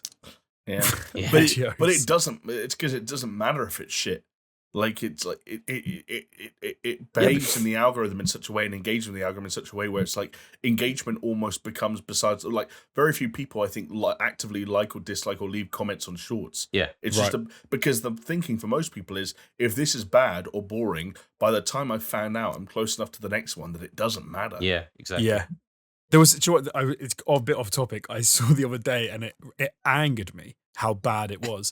It was one of those videos, you must have seen them, I think it was Facebook, where it was like a couple or friends or whatever, where one of them was pranking the other one, but it was so obviously staged to the point where they could see them doing the prank. Yeah. And I was like watching it because I was getting annoyed with it. And I was like reading the comments and just all these people going, this is the dumbest thing I've ever seen. This is moronic. Like, I hate these people. How do I ban this from ever? Like, I'd never want to see these people on my feed again. And they all use the same shit music. Like, oh, yeah. I don't have TikTok on my phone, so I don't know. Like, I presume like a lot of these apps use the same like prefab like music choices. But I can like hum in my head the song you were listening that was playing in the background. It's so these husband and wife pretending it's almost like what they need to do with here's the fucking $1 million idea. They need to take they need to take the Tinder approach to shorts and TikToks. Oh, swipe it left or right, whether you like it or you don't like it, man. and then like interesting. Shunt it down the algorithm or shunt it up the algorithm. You know what you've created is you've created an app that you develop yourself, and then they buy it from you. I would like that as well. If it's like it builds, and like you say, it builds an algorithm around you and knows what you want to see. That's great, man. I like that. Hell yeah, buddy. Yeah. Get her a burn. How are we not millionaires yet? Yeah. Or billionaires? Well, Jamie, come on. Like, the reason we're not millionaires or billionaires is because we've been playing games and watching TV. So what have you been playing and what have you been watching?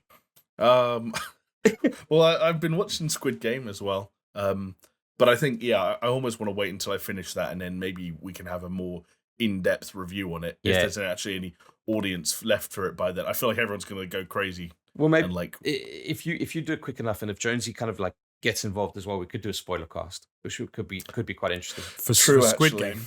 Yeah. It's 9 episodes, and episode 8 is only half an hour. I'm only 2 episodes in. I've got a few, but I can get through those, so it's not too bad. Yeah. Otherwise, it's been a pretty first-person shooter heavy week for me because Back 4 Blood finally came out this week as a full release, and it is available on Xbox Game Pass. On that, can we try for tomorrow to do a play? I cannot do tomorrow. No, as we are just scumbag. Talk about this stuff on the fly. It's the weekend, and I'm not going to joke about having a life. I don't have one. I play video games nearly every single night. But yes, we will absolutely find time to do it soon. Cool. And I think like that's one we all gave our thoughts on every alpha and beta that we already discussed earlier in the show. So I don't think there's much I need to say after an additional hour of Back 4 Blood on my belt. Spoilers. Not least of all it's good. Yeah, exactly. And I feel like all three of us will have played it, hopefully together by this time next week anyway. So like, we'll put a pin in that and just say Back 4 Blood continues to be a Left 4 Dead-like experience that is fun with friends. The other thing I've played a little bit of that I am allowed. Double checked, and I am allowed to talk about as of when this podcast will inevitably go live. Is Crysis Remastered, which Trilogy. is actually yeah. So essentially, Crysis Remastered itself was actually already out. It had come out a little while ago, but now Crytek are releasing the full trilogy. So it's Crysis, Crysis 2, Crysis 3, all remastered, coming to PC, PS4, and Xbox One. And of course, if you have a PS5 or Xbox Series X, it doesn't have like a native version, but it does the cool thing that some games do where it knows what you're playing on and gives you nice frame rate stuff. But yeah, this was an interesting one for me because we got sent this yesterday. Yeah. And I didn't kind of elaborate for you guys at the time, but I have this really weird thing where, kind of like with The Witcher, because they focused on PC stuff so much, the first Crysis is the only one I haven't really played. So it was fascinating for me to kind of jump in and play the precursor to 2 games that I did play when they arrived at 360 later on, and kind of see how different it was. And it was different. I'm still kind of getting to grips with like, what was that kind of like, I'm not going to necessarily say it was a weird time for first-person shooters, but it was a time where people were still kind of doing their own thing. Yeah, and definitely. Crytek, with their sort of experience with the Far Cry prior to Ubisoft kind of days, you can definitely tell that it was a different kind of FPS, and it's interesting kind of wrangling with it and getting to grips with it in 2021. But I'm very much looking forward to playing through all 3 because I have fond memories of them. I genuinely do. Fair. And yeah. As like I think I've told the story before, but like I ended up liking Crysis 2 so much that I looked up the person who wrote Crysis 2, and it was a gentleman, I think I told the story before, by the name of Richard Morgan. I don't remember this. Which led me to look up Richard Morgan, and he had written a little book called Altered Carbon, which I ordered from Amazon back in 2010 or whatever it was, and was reading that. So it's weird how that. So yeah, Altered Carbon's Richard Morgan presents Crysis 2 Remastered. Yeah, it's a busy time for games. Lots of new games, lots of AAA games, lots of stuff coming out. But I think Crysis is kind of like, I think it's been around for a while now, and it means different things to different people, even if it's just the "can it run Crysis" meme. Yeah, I think it's interesting to see where all that stuff came from. And to be able to play all 3 games kind of back to back on the same generation with the updated graphics and the improved performance. The port seems solid, by the way. I watched a Digital Foundry video on it. But so because I can't. So obviously it's a much older game, even though it's been remastered. Are you jumping into Crysis 1 and thinking, "Fuck, this is a good looking game"? Because I think part of the reason why Can It Run Crysis was such a thing was A, because it was pushing graphical fidelity quite a lot, but also B, because it was a very unoptimized game. Right. It's a difficult one. Like it does feel like I'm playing a remaster of an older game, like visually speaking. Does it feel like I'm playing a remaster of a game that came out as long ago as 2007? Like when you think about like, this is a bad example. You think about what else came in 2007, like like when I was thinking about Oblivion, which came out in 2006, and what that looked like on home consoles. I'm sure it looked better on PC, but like you think about like, Crysis had a far more refined visual style and presentation than a lot of games that were coming out in and around that era, and the lineage of how it got from that original PC version and the can your PC run Crysis memes to how it got to where we are now with the kind of the 2011-ish re-release that I think came to Xbox Live Arcade, and some like there are some weird things about how we got to where we are now. All in all, like no, playing this game now, it doesn't feel like you're playing like an updated version of one of the best looking games of all time or one of the most graphically demanding games of all time. But it does still look nice. Yeah. I actually think they did a better job, arguably. Maybe it was because it was easier work with 2 and 3 remastered, where those games looked and ran so poorly on home consoles that the sort of the sharpness and fluidity that and the improvements in presentation, like they've taken this horrible color grade that those games had on off. Like I'm actually looking forward to those games quite a lot. The first one is kind of like stuck in the middle. But I will say also, I mean, Digital Foundry have done this all for anyone interested in the nitty gritty, but performance isn't amazing. There's a choice in modes, and like even on the performance mode, which I think runs the game sometimes as low as 1080p on the PS5, is like one of the only ways to get a completely solid. It's not even a completely solid 60. Yeah. Wow. And then like the visuals mode, which like it's you get like in the 1440 to 1800p region, has quite bad drops. So it's like it's not a perfect re-release, but it's from what I gather, it's a very difficult game. Yeah, but you kind of wonder like if you can't hit that consistent 60, then why remaster it? Like what, But money. You've remastered it too much. Yeah, it's too mastered. Have I ever told you guys my my Crysis 3 story? No, you mentioned the other day that you thought it was so, but you didn't get to give us the story. Yeah, okay. So I've only ever played Crysis 3 because it was always like a case of, oh, I really like the look of Crysis 1. Oh, I really like the look of Crysis 2. I couldn't run any of it. And then eventually I got, stars aligned. Crysis 3 came out. I had a PC that could run it, so I got it.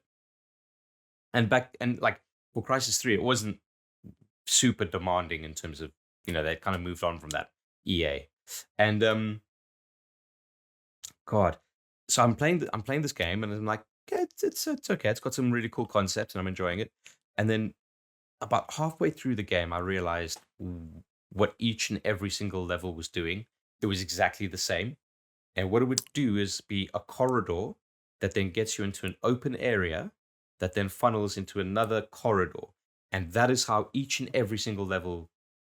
Yeah, it's horrible when you realize how they've made it. Yeah, because it ruins everything after that, and every time you come across the same thing again, it just ruins it even more because you're like, not good. But literally, like you think about the most basic way that you can create a shooter, it's like any level. It's like a door that opens up to a big area that then funnels you into another door and no other choices, and that's what this game was. And it irritated me so much that I didn't finish the game. Eventually, I needed the space. I tried to uninstall it. Something, I can't remember the exact details, but something happened with the uninstall, and it didn't work. It didn't uninstall the game properly. So then I reinstalled it. Game just said no. No, yeah, it gets better. It gets better, Jonesy. So I reinstalled it, and then I uninstalled it because, it's like, no, it's missing files, right, blah, blah, blah. Yeah. And then that fucked up as well. So I did it for a third time, went to go uninstall it, and it said, because it was EA at this point and it was very heavy with the DRM, it said, you've tried to uninstall this game too many times, so you can't uninstall it. I swear to God. I swear to God. So what did I have to do? Strange. I had to fucking delve into the world of EA customer support and explain to them that I'm trying to... Couldn't you? Yeah, because basically what it's saying is like, you've activated it too many times, so now you're on your last activation, which means you can't deactivate it. What would happen if you just went into your program files and just got rid? Well, that's eventually how I had to do it, but there was something about EA and how invasive they were with their DRM. That like Jesus. You could get rid of the game, but you couldn't get rid of the thing. Like whatever it was, the fucking thing. Next week, EA are like, our install base is 110% of what it was at launch. Like, because you won't let anyone install. Yeah, exactly. No one is uninstalling Crysis 3. No, it was mental. It was mental, and I honestly, like, I was like going to throw my PC against the wall. It was like one of those things that just drives you fucking mental. Even though, like, the majority of the game had been uninstalled, and then it wasn't taking up that much space. But just the fact that it was like this, like, blemish on my system, I was like, I just couldn't reconcile it. So trying to speak to EA, they were obviously being very fucking helpful. And I think eventually I got like one of my programmer friends to help me just fucking scrub everything to do with Crysis 3 and EA from my machine at that point. And I was like, I don't want to know. Understandable. Fair enough. Can you imagine? Yeah. Oh, you've uninstalled the game too many times. Go fuck yourself. You must now keep it forever. It's the most fucking ridiculous thing that I've ever fucking heard. Yeah, that sucks. And I think the game, like the complaints about the game are valid as well. Like I think that was like a side effect of how they were pushing the game on consoles as well at the same time. Because from what I gather, the first Crysis wasn't really like that. Yeah, it was a much more sort of like broad and open. But yeah, totally. Yeah. Well, EA, they have a bit of a history of being bellends, whether they're fucking with Chris's uninstall limits or doing other weird, horrible businessy bullshit. But do you know who else has been making headlines this week for businessy bullshit? EA? It's EA did actually make some headlines this week. Maybe we'll talk about one of them depending on how much time we have. But I was going to talk about Square Enix, who maybe don't make quite the same number of headlines as EA when it comes to business bullshit, but they still have their fair share. They've been up to some of their old tricks again this week, and it means that we get another chance to talk about 2020's most discussed game on the SuperShow podcast ever, a little joint known as Marvel's Avengers. Wow. Jonesy, I sort of half expected your eyes to light up and your ears to perk up at the mere mention of your 2020 Game of the Year. Well, I've already wow, we've already talked about the beta, so you know the excitement for Marvel's Avengers has already been exhausted for this podcast. Jesus, this game. Well, so for anyone that hadn't kind of been keeping track, Marvel's Avengers was kind of like going about its business, sometimes quite quietly, occasionally making the odd headline. Nothing terribly bad. You know, that Black Panther expansion did release at one point, and it seemed okay. The game also came to Game Pass, albeit without much fanfare, but that is a game you can now theoretically play essentially for free on Xbox or PC if you're signed up to Game Pass. Spider-Man is still coming. Spider-Man's meant to still be this year somehow. Like these guys have fucking 2 months to bring Spider-Man out. So things were still kind of happening. Again, not much of it negative, but not much of it positive either. But that changed this week when Square Enix went back against one of the promises they'd made to players and announced that the game would finally be receiving XP boosters, consumable XP boosters that can be bought for, you guessed it, real money. Now, for anyone wondering, this is actually a problem for two reasons in the eyes of fans. First of all, as I mentioned, there was the aforementioned promise that they made pre-launch that they would only ever sell cosmetics. That promise now effectively broken with the sale of XP boosters. The other problem is actually a little bit more cynical, nasty almost on their side, and makes the whole thing look even worse, which was basically back in March, the game received an XP nerf. It basically drastically reduced the rate at which you earn XP and subsequently the rate at which your individual Avengers level up. And the reason for that nerf at the time was that they were worried that if the rate of leveling got too high, the rate at which players unlocked things in course with that leveling would also get too high, and that would begin to become confusing or overwhelming for players, essentially as they were getting abilities and whatnot too quickly. They maybe wouldn't have time to adjust, which is why they nerfed the XP rate, and they have now gone right back against that and started selling XP boosters. So for all intents and purposes, the thing they were at one point just 7 months ago worried about, because it might overwhelm players, they are now selling that confusion and that feeling of being overwhelmed directly to the consumer. Boys, I mean, we can't necessarily be surprised, be it Square Enix's involvement in this or the fact that Marvel's Avengers is the game that's happened to, but I should say also, before we get into it, they haven't said anything. They haven't made a single statement about this. They've just done this and walked away. Like, surely this is a weird... Jonesy, maybe I'll start with you as someone who played a fair amount of the game. A weird thing to be doing when, like, this game needs all the help it can get to survive as heroes continue to come out, and it's being launched on Xbox Game Pass, and you're trying to hang on to every last itty bit of that game, that player base that you've got. Like, why do something like this? Why do such a bad PR move so obviously? Do you know what? I'm going to be a real company man at this point, and I'm going to say, I think this was smart. Because the game is dying anyway. The number of players has gone down massively. They've nerfed it. They said they've nerfed it because people were getting stuff too quickly. If I remember rightly, you did go up through levels quite quickly when I remember when playing it. So take them at their word. People are getting overwhelmed by stuff they're unlocking, but then, okay, fair enough. You want to still give people the option to go through things quickly if they want to, and if they were happy to pay for that privilege, and there's not many people left playing the game, it just feels a little bit like they're just squeezing the fans that they've got left who are willing to pay to sort of get as much money out of that game as possible before the inevitable death, probably in 2020, early 2023, maybe at this point. So do you envision there almost being a graph that they had alongside the launch of the game on Xbox Game Pass, where it was like, if player counts get above this line, we delay the release of the XP boosters.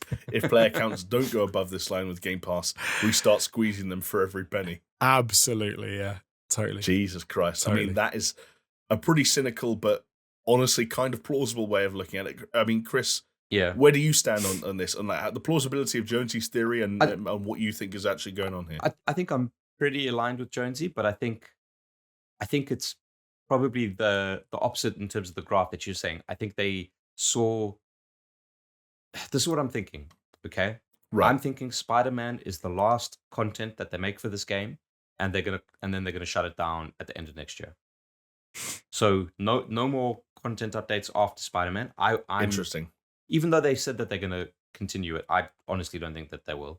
I agree with you. Yeah, Spider-Man's maybe like Spider-Man's a contractual thing. Maybe they just got to get out of the way. It most definitely is a contractual thing because it's a PlayStation exclusive. So they're working on that. They're going to get that out. Maybe they're going to wait for I can't remember if Spider-Man was a timed exclusive, but let's say it's a 6-month timed exclusive, and then they'll release it on other platforms, and then 6 months after that they'll kill it. And I think because what they want to do is they want to start like hedging their losses, right? Like cutting their losses. Their player base has gone down. Yes, it's come out on Games Pass, which gives it a spike. And I think they saw that spike and they think, well, we're going to close it anyway. So, and it's kind of, this is where I align with Jonesy. But I'm saying that the reason is the opposite, is that because of the spike, that's why they're sending in the XP boost. Interesting. Because they're saying we have more people to expose to potentially buy this XP boost. So we're going to try and make as much money as possible, right? And on the XP boost thing to begin with, I think the reason that they slowed down the XP gain has got nothing to do with overwhelming players and more a case of saying like, they looked at the graph and saying, at this rate, people are going to get as high a level as they want and they're going to drop off the game. And we want them to stick around a lot longer, which is obviously only one part of a myriad of problems that they conceptually have with that game. And if they want to get through the game faster, they're going to have to pay for it. Yeah. So you know, like I think it's a desperate move. I think it's a scummy move, and I think it's a cynical move. There's a weird thing as well that kind of rings true of what you're saying, Chris. In that, if you've got a whole bunch of Game Pass people who have gone into that game, who've not paid anything for the game on its own, that maybe they're more willing to part with a bit of cash in order to, when they first get into the experience, to boost the XP that they're getting in the early days. So maybe that's another reason. And you know what? Don't feel bad for what was that? Eidos, right? Eidos and Square Enix, or was it Crystal Dynamics? Crystal Dynamics. I think Eidos helped, but Eidos Montreal are mostly working on the Guardians game. Yeah. So don't feel too bad for them because obviously the game did okay when it came out. Then they obviously got a bunch of money from the character passes, and then they got a bunch of money from Microsoft to put it on Games Pass, obviously, and now they're going to get a bunch of money, presumably, from some of these XP boosts with a handful of whales, and boom, there you go. Like, you know, I think probably what Square Enix are looking to do is to kind of like draw even, potentially gain a profit, and get out of the game. Yeah. Interesting then. If I can then ask one more question to kind of put a bow on this, perhaps last Marvel's Avengers discussion ever until it's officially dead. Unlikely, because Spider-Man still needs to come out. Oh, true, actually, yeah. Fucking hell. Plot twist, Spider-Man completely changes the game. It's an amazing game. Everyone wants to play it. And this is what I was kind of going to ask. It's not to, obviously you don't want to do a post-mortem on a live game too early, because you can always live to be wrong. But let's say this was like the death knell for this game, and Spider-Man was just like this last contractually obligated thing to get out of the way, and then it kind of dies. Would you attribute the failure and the death of Marvel's Avengers more to the product they released, whatever it was, 14 months ago, or the way they supported that product? Both. Which one do you think is more responsible, though? Because I'm curious, in this age and in this era of never write off a live game, you never know who's going to be the next No Man's Sky. You're right. Should they have done more with the live element of this game? Absolutely. Or was that fundamental product too flawed to begin with in a way that perhaps even No Man's Sky wasn't? Look, we said it before on this podcast, right? What they needed to do, it's almost like they rested on their laurels too much, okay? Like, yeah, sure, you could say their XP gain was out out of whack, and maybe they shouldn't have had these character passes, etc.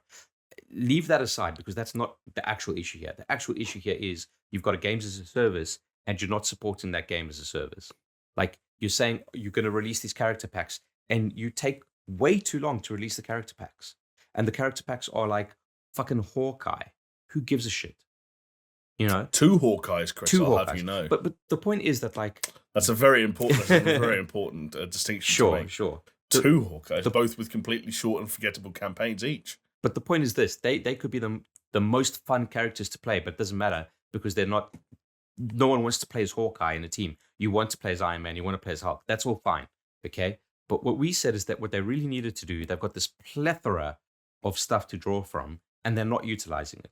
So what we said is they needed more... We covered this before. They needed to release more characters sooner, and whenever they released a character, they needed to release an enemy, like a boss, and they needed to release like different enemy types to fall under that boss. Like, if you think of like Spider-Man on PS4, right? Let's forget Miles Morales, because that was a little bit more stripped back, but like the original Spider-Man on PS4, that was like new factions would come out, and new enemies and new bosses, and go so on and so on and so on. And that just kind of built and built and built. And what they had the opportunity to do is kind of say, any fucking boss enemy, from, you know, Captain America to Thor to Hulk, and just fucking cram him in there. And it really should have been a game where everyone was there. And it never happened. Yeah, it did never happen. And if they had done that, because like Jamie says, like, there are elements to that game that are properly enjoyable, but there was no variety. There was nothing to it. It was like the same character types, same mission types, and like 2 bosses, right? Yeah. Yeah, I mean, I'd agree with everything you said. I think it's mainly the games as a service part was the problem, because if you look at the base game, there was nothing out and out wrong with like the controls, the mechanics. I mean, some of it wasn't, you know, could have been better, but it wasn't bad. And then if they'd have just had more content and they released it in a more timely fashion, I think it would have been could have done quite well. I'd go so far as to say that they were, in some respects, over a year behind schedule. In so much as you look at the way they handled that Black Panther expansion, getting its own trailers, and then it released and it had its own little side world and story, playable character.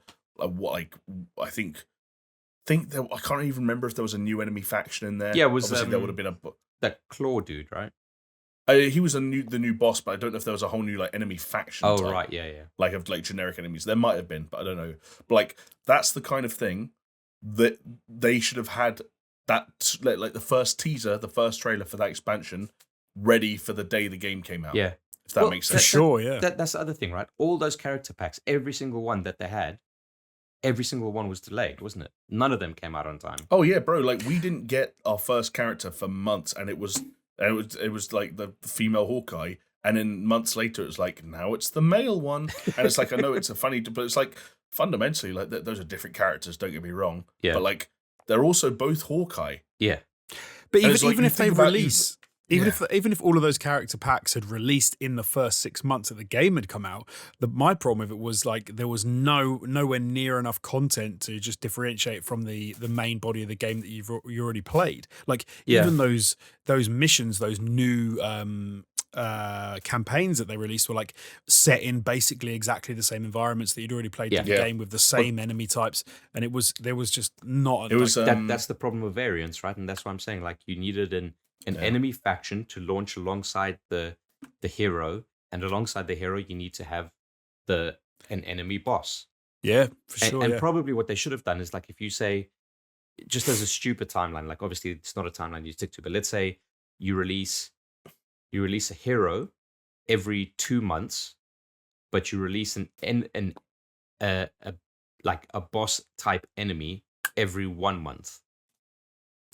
Yeah, right. Or even introduce like variant heroes. Yeah, except that like maybe like fucking one Hawkeye is like a big one, and the next Hawkeye's a sub one, and like maybe in the in between month you get a sub one. So like you could do a character that is like essentially like a slightly more exaggerated palette swap on Captain America, for example. Like just replace the shield with like I don't know, something else that someone else throws in Marvel, and like go from there. Like, give us more. And you know what? The other thing they dropped the ball on, this is a weird thing to say, but it's someone who has had a problem with this stuff before. I can tell you they dropped the ball on it, is cosmetics. Like, cosmetics are things that people get excited about. They are things that people sink not just their teeth, but also their money into. Yeah. And like, I am someone who, as my Warzone account will attest, like when I see things that look cool in a game I want to play, I will, as an adult, I will make the stupid decision to purchase them. And the amount of times I looked at even paid for skins in Marvel's Avengers and thought, fucking yikes. Like, they're not this good. is really what like a fucking exotic looks like. And this, like, he's just put on a pair of leather trousers. It looks identical. Like, what's the point? And the other thing, I think the character battle pass was a mistake. Or they could have had the character battle passes, but kept a seasonal pass as well. Yeah. Because that's what I think seasons. Yeah, that's what keeps people engaged, right? Like, hey, there's a new I think that season stuff's irrelevant with how badly they address the rest of the game. I mean, I don't disagree, but I think all that stuff ended up being irrelevant. Like, we argued about it on the podcast before, but I think the rest of the game was so fundamentally like not broken, just like not very well done, not very well served. That it kind of became an irrelevance, right? Yeah. It's, you know what, we're gonna get an interesting little test for Marvel's Avengers. Not Marvel's Avengers specifically, but at least the route that Square Enix have taken on their journey through the Marvel's universe in under 2 weeks' time, when the aforementioned Guardians of the Galaxy releases, and we finally get to see whether a single-player, non-microtransaction riddled, non-live service Marvel game from Square Enix can succeed where this one failed. Jonesy, you look panic-stricken. I'm so tempted to get it. It's I so think, dumb. I can see why you'd be tempted. I think this one will succeed. I do. I'm going to wait for the reviews, though. Yeah, I think that's this time round. The thing is, I think I know it seems stupid to predict this stuff so early. I think the reviews are going to be fine. Yeah. I think the review average will end up like in the 70s or 80s, and the consensus will be like, look, not every joke lands. The combat system's not like the best we've ever seen, but like they made a solid single player Guardians game. I'd be totally happy with that. That for me, it's for me with Guardians. It's like if the story's on point and the combat is fun and the characters like are fun and have some comedic timing, then I'm fine with that. It's for me it's more about like, because those are all the elements that kind of they got wrong with, although there were nowhere near enough of in Marvel's Avengers because it was a games as a service. They didn't really care about the single player thing. So that's why with this, I'm hoping that they've kind of said all the right stuff so far. And weirdly, because the game started off looking so kind of crappy in the first sort of playthroughs and things that, or like, they didn't really do reviews. They just did like whole sections where they played the game, like 15 minutes of Guardians, and it looked kind of crap. But then everyone's kind of said as they've got their hands on it, it's like to play little sections, they've gone, the combat's surprisingly fun. And even though you can't control the other characters, you can have a good time with this game. And I've really enjoyed the combat. And it's like, also, okay. While we're talking about skins as well, IGN literally uploaded a video today of the favorite skins and notice the wording here, favorite skins we've found so far, strongly implying like, hey, all these skins and cosmetics in this game are things you find or discover or unlock and not purchase. And sure enough, there are over 40 skins in Marvel's Guardians of the Galaxy alone. And I have sampled that 4-minute IGN video, and some of them immediately look better than anything that was even available for purchase with real money in Marvel's Avengers. So there are so many mysteries around how that game got so wrong. A particular favourite of mine is one where Rocket Raccoon is wearing a suit with sunglasses, and I don't know if this is something he does in the comics or movies, I've just forgotten, but he has like his beard in like a cool like beaded thing. Puts beads in it, and it's like long and thin. So yeah, I'm looking forward to seeing how that game reviews as well. Yeah, I think you're right though, Jamie. I think it'll be like a solid 7 to 8. I'd probably push it at 8. I'd say. That's what I'm predicting. Joe, it seems like a game my mum will buy me for Christmas. How about that? Yeah, I think that's usually. And it'll sit on your shelf in the wrapper for another year. Yeah, I mean, I'd hope it doesn't get 7s and stuff, because that's a weird bracket where, like, so I was looking up while we were talking. Marvel's Avengers got 67 from Metacritic, and so if this got like 75s, I'd be like, I don't know. I see what you mean. I don't know. I see what you mean. I need it to be like an 83. be like confident. I don't think an 83 is out of the question. Okay. What I'm really hoping is that there's some like, you know how there are a few sort of like Eidos Montreal, Deus Ex kind of like remnants in this game, how like there are like dialogue choices at points. Right. I hope some of those things end up being like the surprising positives. Yeah. Speaking of surprising positives, the podcast isn't done yet. That's a surprising positive right there. But I am tempted to take the almost unprecedented decision, the unprecedented move, to throw it over to you guys and ask, like, if we were going to sort of like funnel down the remaining things we could talk about into the things that we perhaps should talk about, being conscious of time, not just on the running time of the podcast, but also time local to us. Is there anything that kind of stands out? Because I don't really want to rob someone of something that they were passionate of talking about. I think we could just very briefly touch on all of them, to be honest. I like that. Jones, is that cool with you? Yeah, sure. Okay, cool. But yeah, they don't need to be a fucking post-mortem of Marvel's Avengers. No, not every, because if we tried to do a post-mortem, say, of this next game that we're going to talk about, we might be here for even longer. And that's because, as I hinted at earlier, FIFA has been making the headlines this week. And for as much as they are trying to also, like Square Enix, get as much money out of our pockets as they possibly can, they are also, this time around, trying to keep as much money in their own pockets as they possibly can. So for anyone that hasn't seen the news, and I know like FIFA isn't something that like ticks everyone's boxes, but I hope most people can agree like that there could be something fairly seismic here, depending on what happens. Essentially, FIFA license. Sorry, it's so hard to. EA license the FIFA name for their football games, but unlike say in the US, where like in the US you have John Madden, right, who is a man, and the NFL is the National Football League in the US. Here, FIFA is a global football organization. It's a football association. It's a very strange thing, and so it just kind of seems like something that EA have stuck with over the years because fans have become familiar with the name, and it's now recognizable as the leading sports football game product probably in the globe. Some man in a suit will tell you.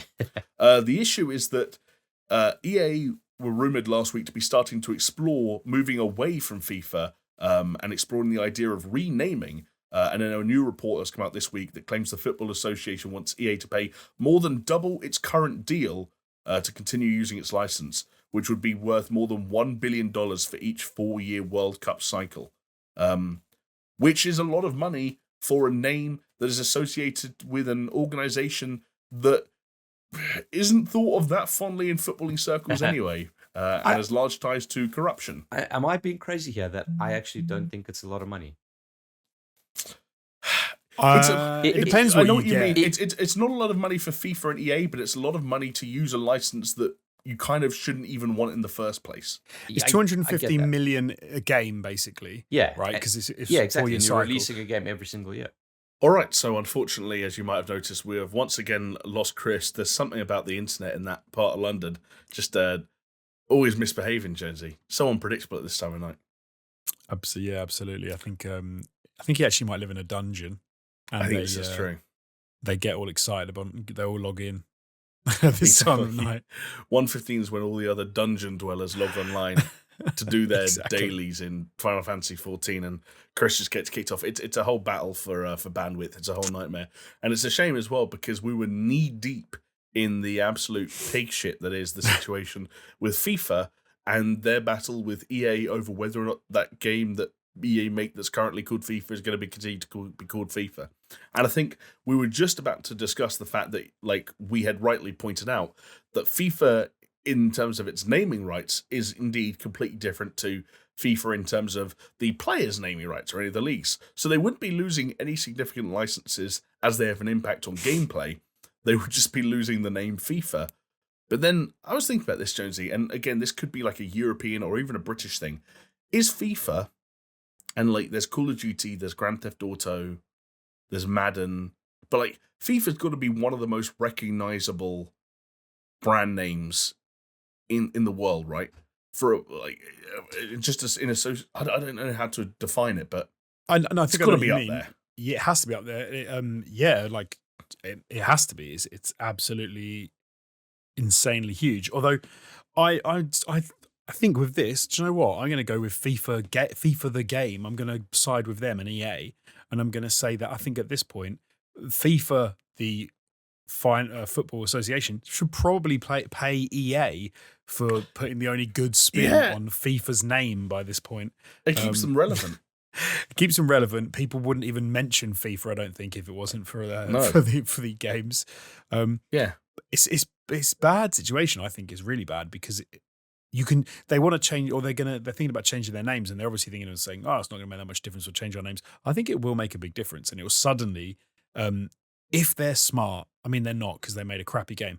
But if some of the competitors were smart, they could try and use that like blip in EA outputting FIFA every year. Suddenly, it's called something else that's a bit stupid. Yeah, they could come along and go, "Well, we're now."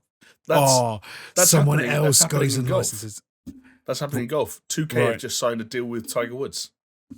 They've snatched him from EA because they got out of the Tiger Woods game. Literally. Imagine if Pro Evo go to FIFA and say we'll license your name off you, bro. Anything's better than eFootball, electronic football. Like, well, no, but okay, I don't know because EA Sports FC is bad.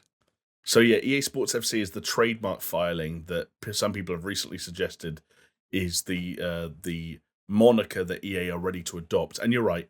But then, like, I'm going to challenge you now. Like, if you were in charge of this shit, you've decided that it's not worth paying $1 billion every 4 years for the FIFA name, and you're responsible for coming up with EA Sports' brand new name for the flagship, world-renowned, one of the biggest franchises in the world.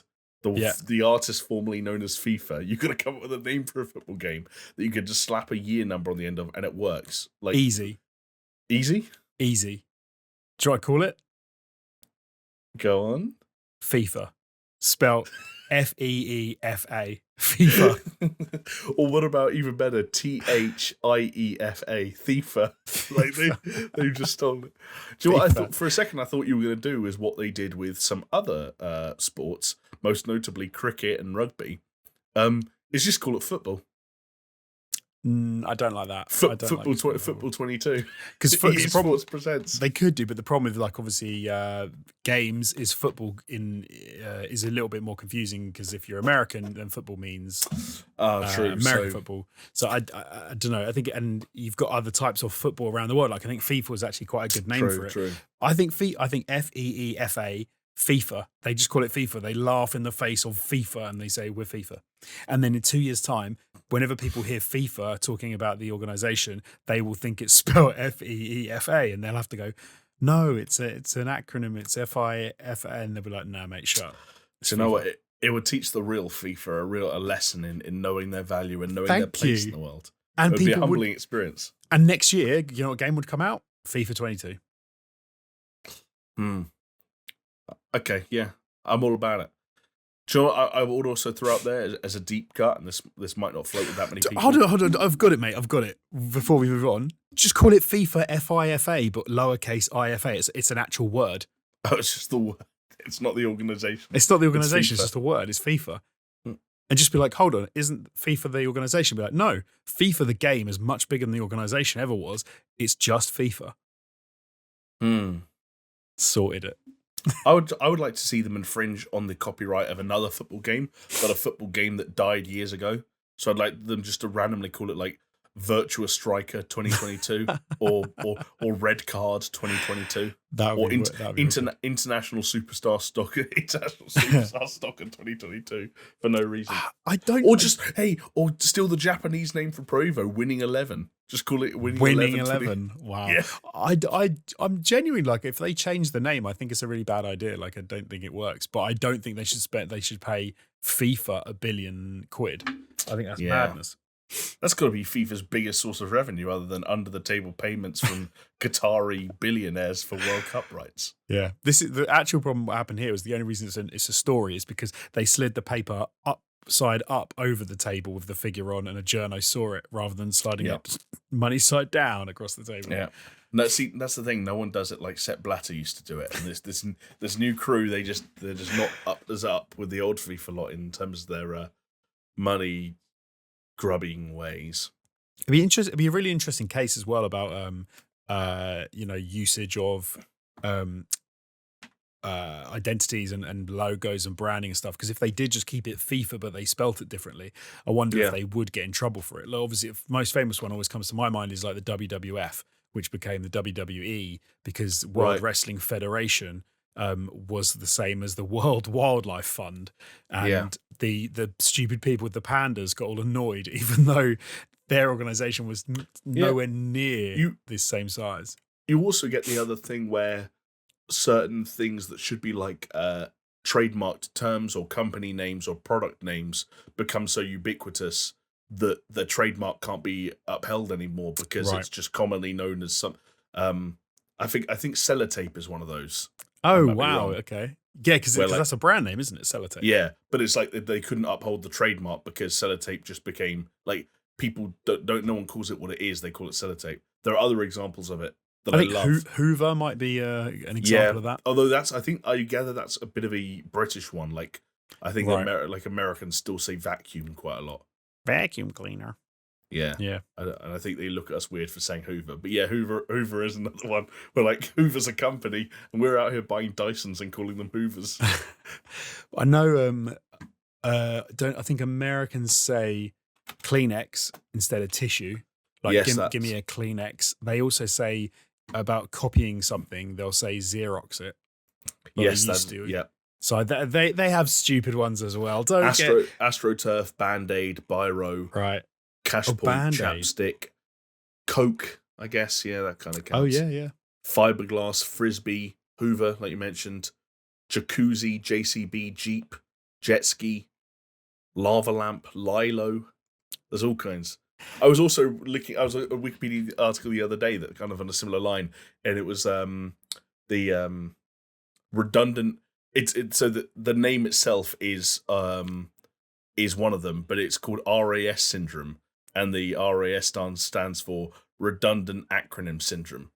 And it's when basically people continue to use one of the words that's actually a part of the acronym after the acronym. And the examples are like ATM machine, when the M in ATM stands for machine. Yeah. DC Comics, when the C stands for comics. And LCD display, when the D stands for display. And so the thing is called RAS syndrome, but the RAS stands for redundant acronym syndrome. So it's redundant acronym syndrome. Oh, there was one. Oh, that's going to bug me now because there's one I heard recently and I hear it quite a lot that really bugs me when people say it and I can't for the life of me think of what it is. Damn, it wasn't HIV virus, was it? No. Or UPC code? No. Or OPEC countries? There's all kinds. Oh, that was actually one that we mentioned earlier in the podcast. Please RSVP means please respond, please. Oh, wow. Okay. Yeah, that's a good one. Yeah. Please anyway. Respond, please. Yes. Do you know who has responded to fans recently, Jonesy? Who? It's Activision.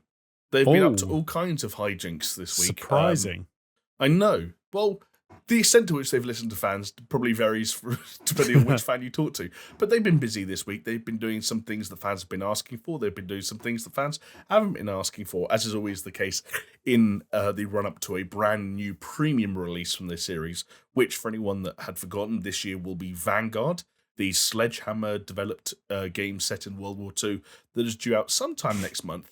One of the curious things about Vanguard, though, that we have now got our eyes on for the first time, is that while it is primarily being developed by Sledgehammer and they are working on the single-player and multiplayer components of the game, Vanguard will have its own zombies mode, but rather than Sledgehammer handling zombies themselves, the veterans, the legends of the zombies game, Treyarch, are in fact coming back once again to do the zombies mode themselves, and we got our first trailer for it today. Funnily enough, Jonesy, I watched this trailer. Do you know what it looked like? What did it look like? Kind of looked like Call of Duty Zombies. Yeah, they like after the first zombies in World at War, I loved that, and every zombies after that, I've been like, okay. And some people got so into. Look, don't get me wrong. There was a kind of like a an era in just after World at War where I understood the appeal of like the Easter eggs and stuff like that. Right, yeah. But now it's gotten into what I believe is referred to as the Dark Ether storyline. And the idea that there are people who have been following this through Black Ops 4, I guess it would have been, to Black Ops Cold War, and now through to Vanguard, like, I'm amazed that this thing still has legs. And not as a fun, like, side mode, that makes sense to me, but as like a story-driven thing, I'm surprised it's still going. It's weird now though, because if you try and get into it, it's almost a little bit inaccessible. It's not a fun side mode anymore. It's because it's got all the backstory. I found it kind of like every time I try and play it, I'm like, what is going on here? Like it is. Mm-hmm. You can kind of just get in and play it, but at the same time, you definitely feel like there's a lot more going on, and there's a lot of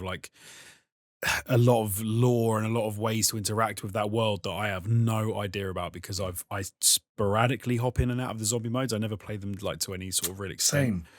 Same. I'm glad. I think it makes sense that Treyarch are the ones who are dealing with it though. Like you say, they've got all the experience in it, so why the hell not? Makes total sense. True. But there is one element of it that I think I noticed, and some other fans were quick to notice as well, just based on this trailer, is, do you remember there was a period, and it was a time where you and I weren't really playing zombies modes actively, but they were going out there and they were getting sometimes some pretty decent, named celebrities to come in and lend their likeness, and sometimes even voice roles to zombies. I think like there was one year where they had like Jeff Goldblum and Kiefer Sutherland and people like. There was one year where they did a bunch of like people who played gangsters in like 80s and 90s movies. Like they did some cool stuff. This appears to be a zombies mode where you will play as essentially just the operators from the multiplayer. And from the looks of some of the shots in this trailer as well, parts of it at least will also just take place on versions of those multiplayer maps.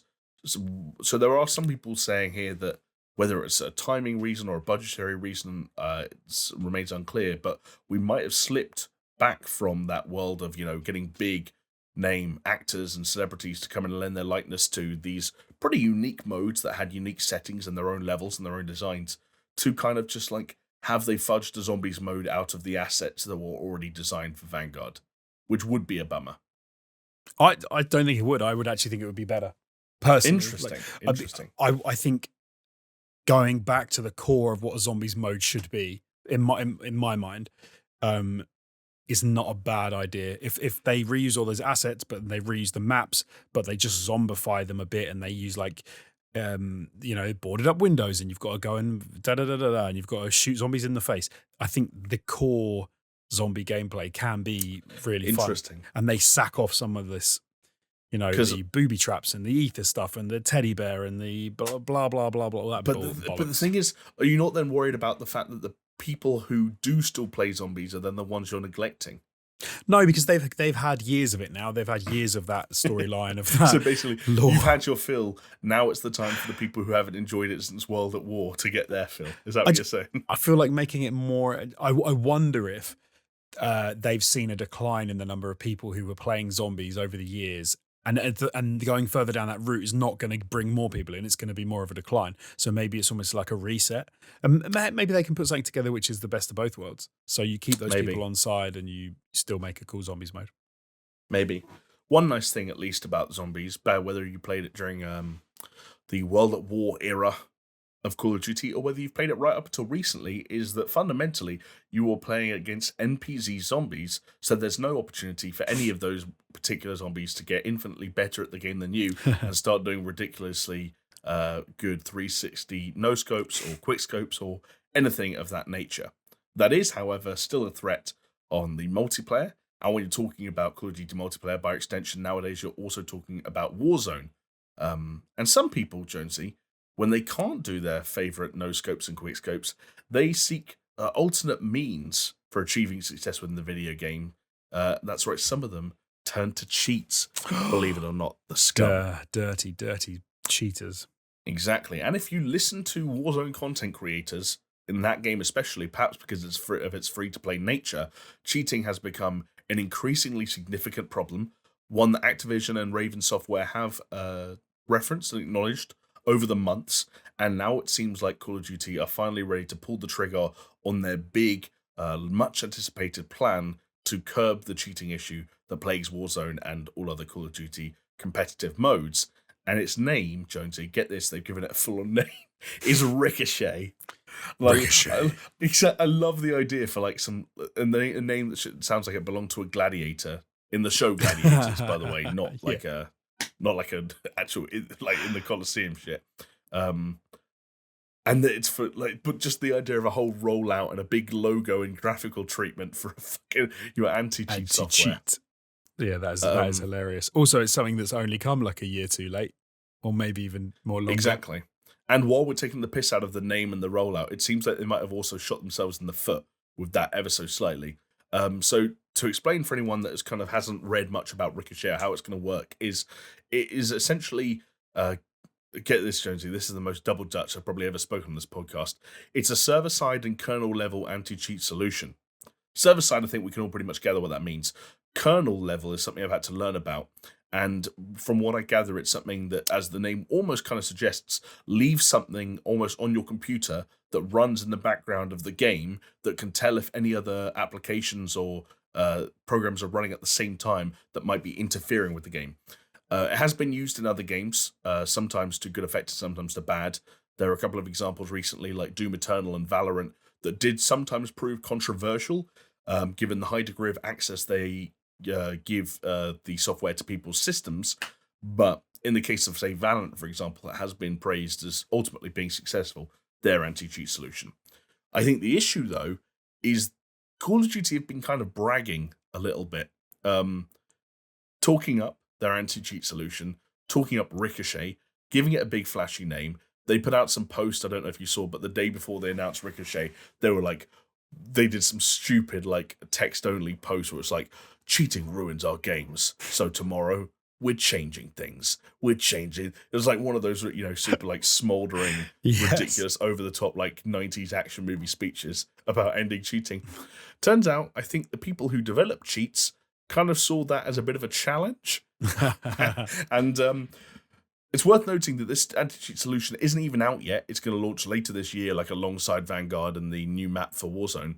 But essentially, people who develop cheats, people who develop paid-for cheats specifically, have already claimed to have got access to the kernel driver and reversed it.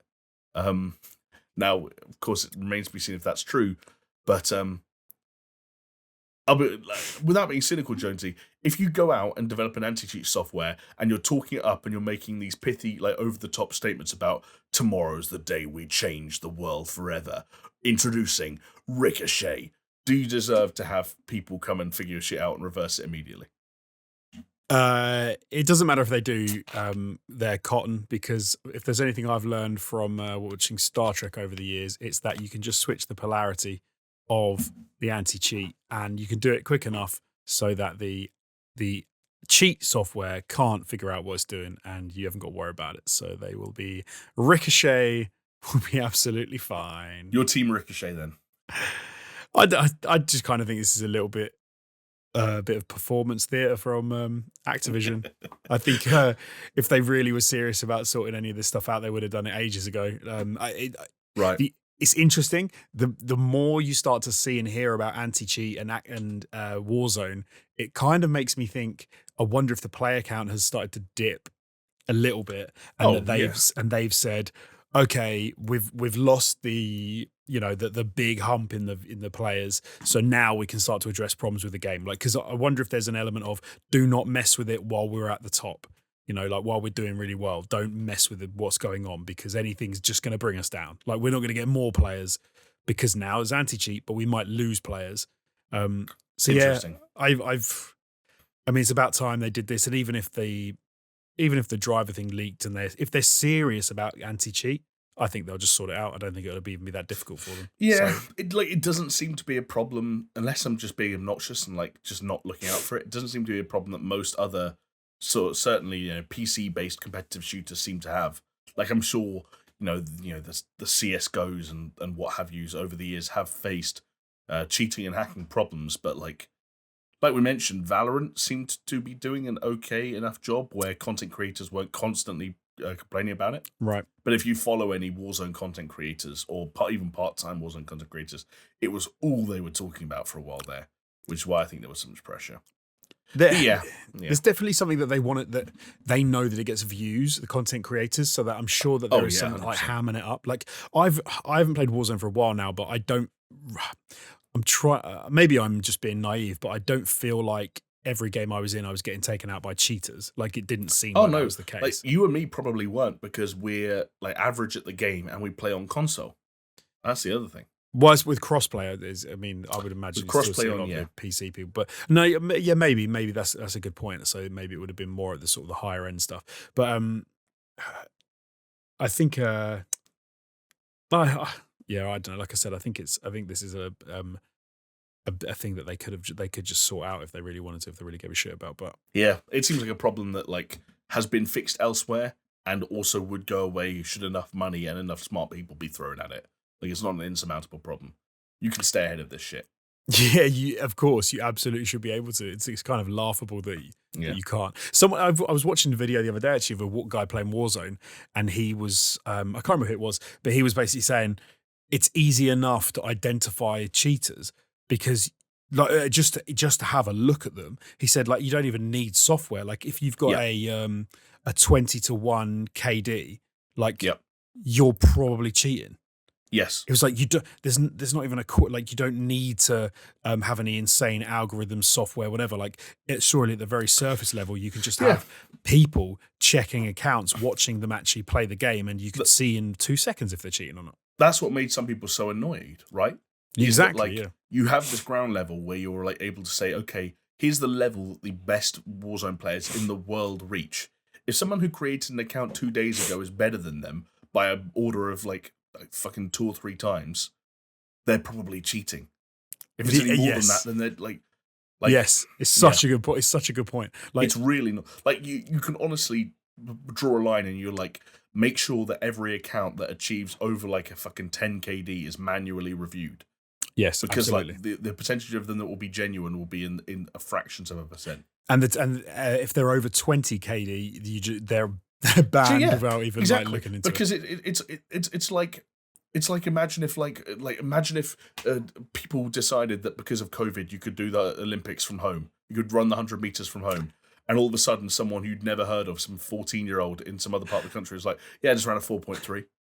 You'd be like, the same level. How about we just draw a line where like anyone who claims they can run it in under 9 seconds out of nowhere, we just wipe it from the record immediately.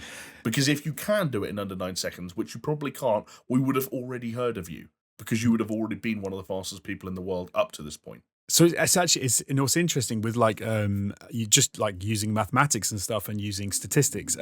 It's a different kind of area, but I think it's a similar thing to what you're talking about. But I was watching like a fitness, like weightlifting channel that I watched quite a lot recently, and this dude was saying if you talk like if you look at statistics, he was saying like if you look at like what the average person's going to score at this thing, he said then you have your outliers and then you have a bell curve and it suggests where the best people and the worst people are going to be. And he was like, if you've got people that are like on the extreme edges of the outliers, like that's possible, right? You can have people who are just really good at a game or just really capable at doing something. That's fine. You can have the outliers. When there are people who are outside of the bloody curve, the statistics completely, like you've said, they are a 14-year-old kid running the 100 meters in 4 seconds, or in this case, like a kid who's never logged into Warzone before and he's got a KD of like 100. Like, right. You don't even need to review them. You can just ban them because it's not true. It's not true. Absolutely. It's bullshit. Absolutely. And if they're real and you ban them and you shouldn't have banned them, then guess what? You've just found the best Call of Duty player in the world and you're rich anyway. You just hire them or you sign them to your team. Like. And they complain because they got booted, and you can have a button like, click this button so that we review your. We've got all your footage from your games. Click the button and we'll review it. And do you know what? 99% of them aren't going to click that button because they know you'll see them cheating, and they'll just be like, no. Yeah.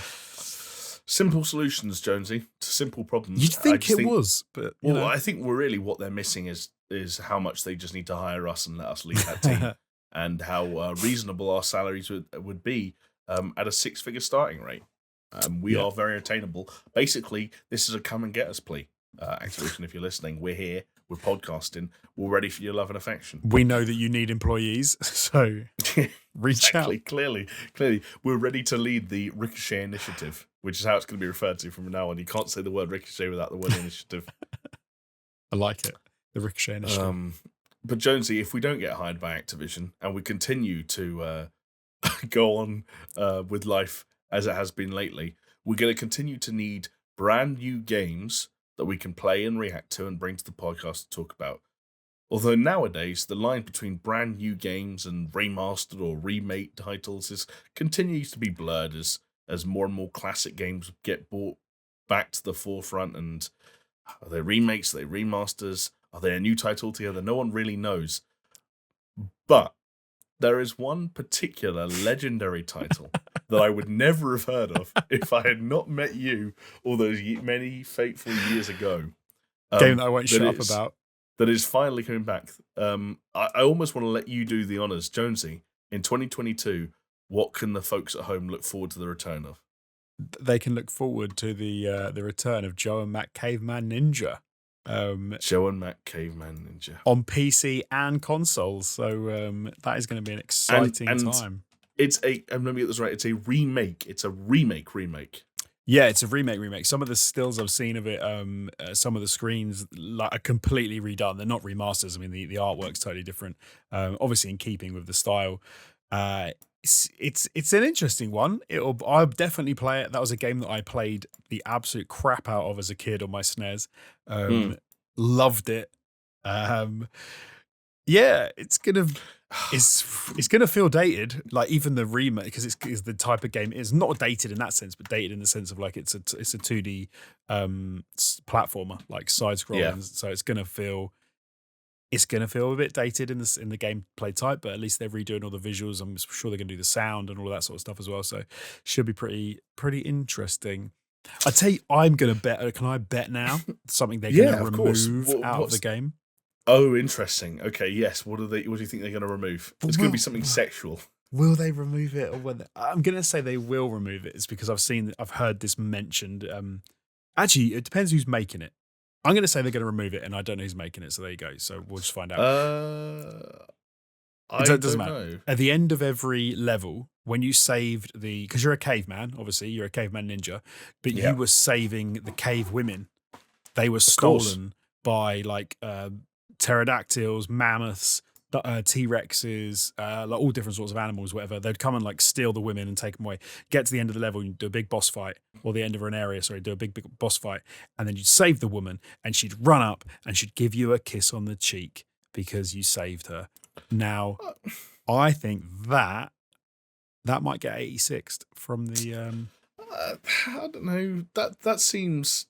It seems fine, simple but I think enough. It could be taken out. I'm going to say it will be. I've just read something that is definitely not going to make the cut. Did you know about this? The Japanese version of the game includes a beginning scene in which cavemen enter a hut and emerge while dragging cave women by the hair. The scene was removed from the US release, with data stating, "We didn't want kids to see the Japanese display and think it was okay." Was that in the UK version or the European release? Cavemen dragging cave women by the hair? If so, that might get cut. Maybe. I thought the opening was that the animals will come and take the women away, but maybe not. Maybe it was other cavemen. No, I remember cavemen coming at the beginning, actually. So maybe they did. Maybe they did. I've still got the game, I think, and I've got the SNES, so I'll have to plug it in and have a look. Fascinating. I'm just glad that it's happening because, again, it's a game that I would never have heard of. I'm sure it was like a fairly big deal back in the day, but you know one of those things where it's like there's like a word or a phrase or a place or a name of some like movie or something like that you've only ever heard out of one person's mouth, and so you hear it the way they say it. Like a band. It's often a band that you've never heard of and that are really unpopular. Yeah. This is one of those games where for you that I have, and for a while there, I think if you'd asked me to spell it, I'd have just spelt it the way it sounded like you said it, which is where like Joe and Mac ends up becoming like one word. Right. Joe and Mac they're Caveman brothers. Ninja. One's blue, one's green. Joe and Mac Caveman Ninja. I mean, it seems so simple with hindsight. Who else would have thought about that? Brothers, red and green color scheme, simple platformer made for the Super Nintendo.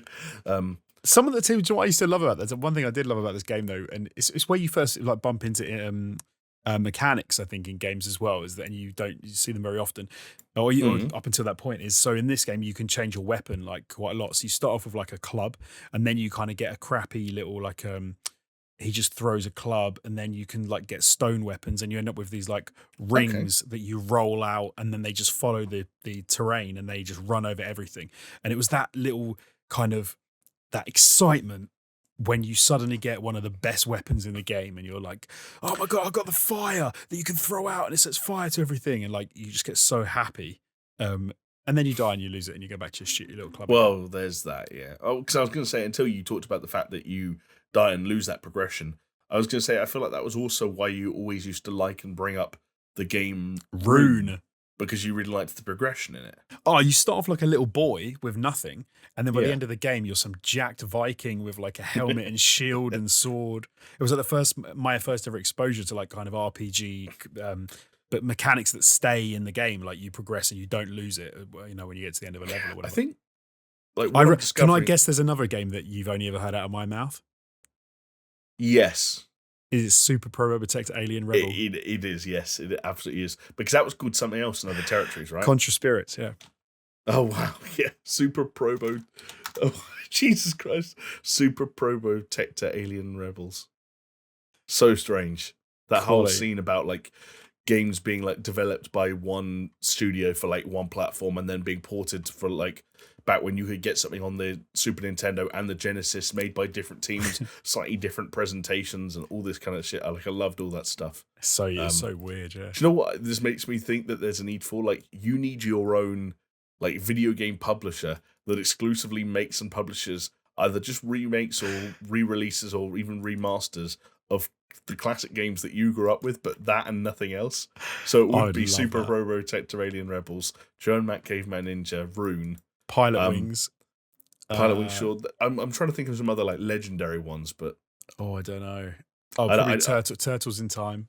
Yeah, well, do you know what? I'd love to go back through old, if we had the ability to go through old 6 lists and see all like the references thrown in there, because that was where most of the stuff came from. Yeah, for sure. Joe and Mac and Super Probotector would be recording sessions where those games would inevitably come up. So comparison. Yeah. Long time ago now. A long time ago now, but hey, look how far we've come. We're still going, we're still podcasting, and we're still talking about Joe and Mac somehow. Can't wait for 2022. Exactly, yeah. Where we will continue with any luck, unless like something tragic happens. I don't know. I might die. Could have suggested someone else would, but I'm a humble guy, so I might die. Just being honest. But assuming we all remain alive and interested in video games, we will continue recording this podcast and delivering it to you at 2 a.m. on a Friday morning where the words are barely leaving my mouth anymore. So yeah, shout out to Chris, who obviously was unable to make it with us to the end of this podcast, but I want to say thank you to him for his lovely commentary and discussions and camaraderie up to this point. Thank you to you as well, Jonesy, for joining me up to this far and for making this podcast so damn memorable. Thank you for hosting. Lots of people say, oh God, there are 93 of these things by this point. It's so hard to differentiate between a good one, a bad one, a legendary one, or a classic. I can tell you right now, this is an all-time classic. This is one for the history books. Many years from now, when we're into the thousands of episodes, they're going to go, do you remember 93? Can I ask for a bit of quiet in the room, a little bit of decorum? Do you guys remember episode 93? And someone at the back of the room will go, is that the one where they talked about the Joe Mac Caveman Ninja remake coming to PC and consoles in 2022? Game that went on to win all of the awards that year and become Game of the Year. Yeah. Oh, man. And if you want to see us react to that Game of the Year award recipient live, and make sure that we keep going for the hundreds, if not thousands of episodes, then please do keep watching or listening. Remember, you can watch on YouTube, and if you're over there now, you can like the video, you can leave a comment, maybe even earn yourself a Comment of the Week award. It's not really an award, we just read it out loud on the next episode. And if you want to listen to the podcast, you can do so on podcasting platforms of your choice: Spotify, Google, Apple. There are other words that go with some of those words, but I can't remember them now. So those are the words you're going to get. Remember, patreon.com/SuperShow if you want to do a little pledge and support us and keep us going. And with that, we say thank you very much for listening and or watching, whatever you've chosen to do this time. Or maybe you're listening on Paisley Radio. Shout out to the Paisley gang. Thank you again, Jonesy and Chris, for standing by and being so lovely as always. And can I pick a code word before we go? Oh, code word. There's always something. Oh, can we just have the Ricochet initiative? The Ricochet initiative. But everyone has to say it. Type it like you're saying it in a gravelly voice. Or put it in a cool sentence. The Ricochet initiative. Exactly. Imagine you're writing like the opening monologue from the Colonel in a Metal Gear Solid game.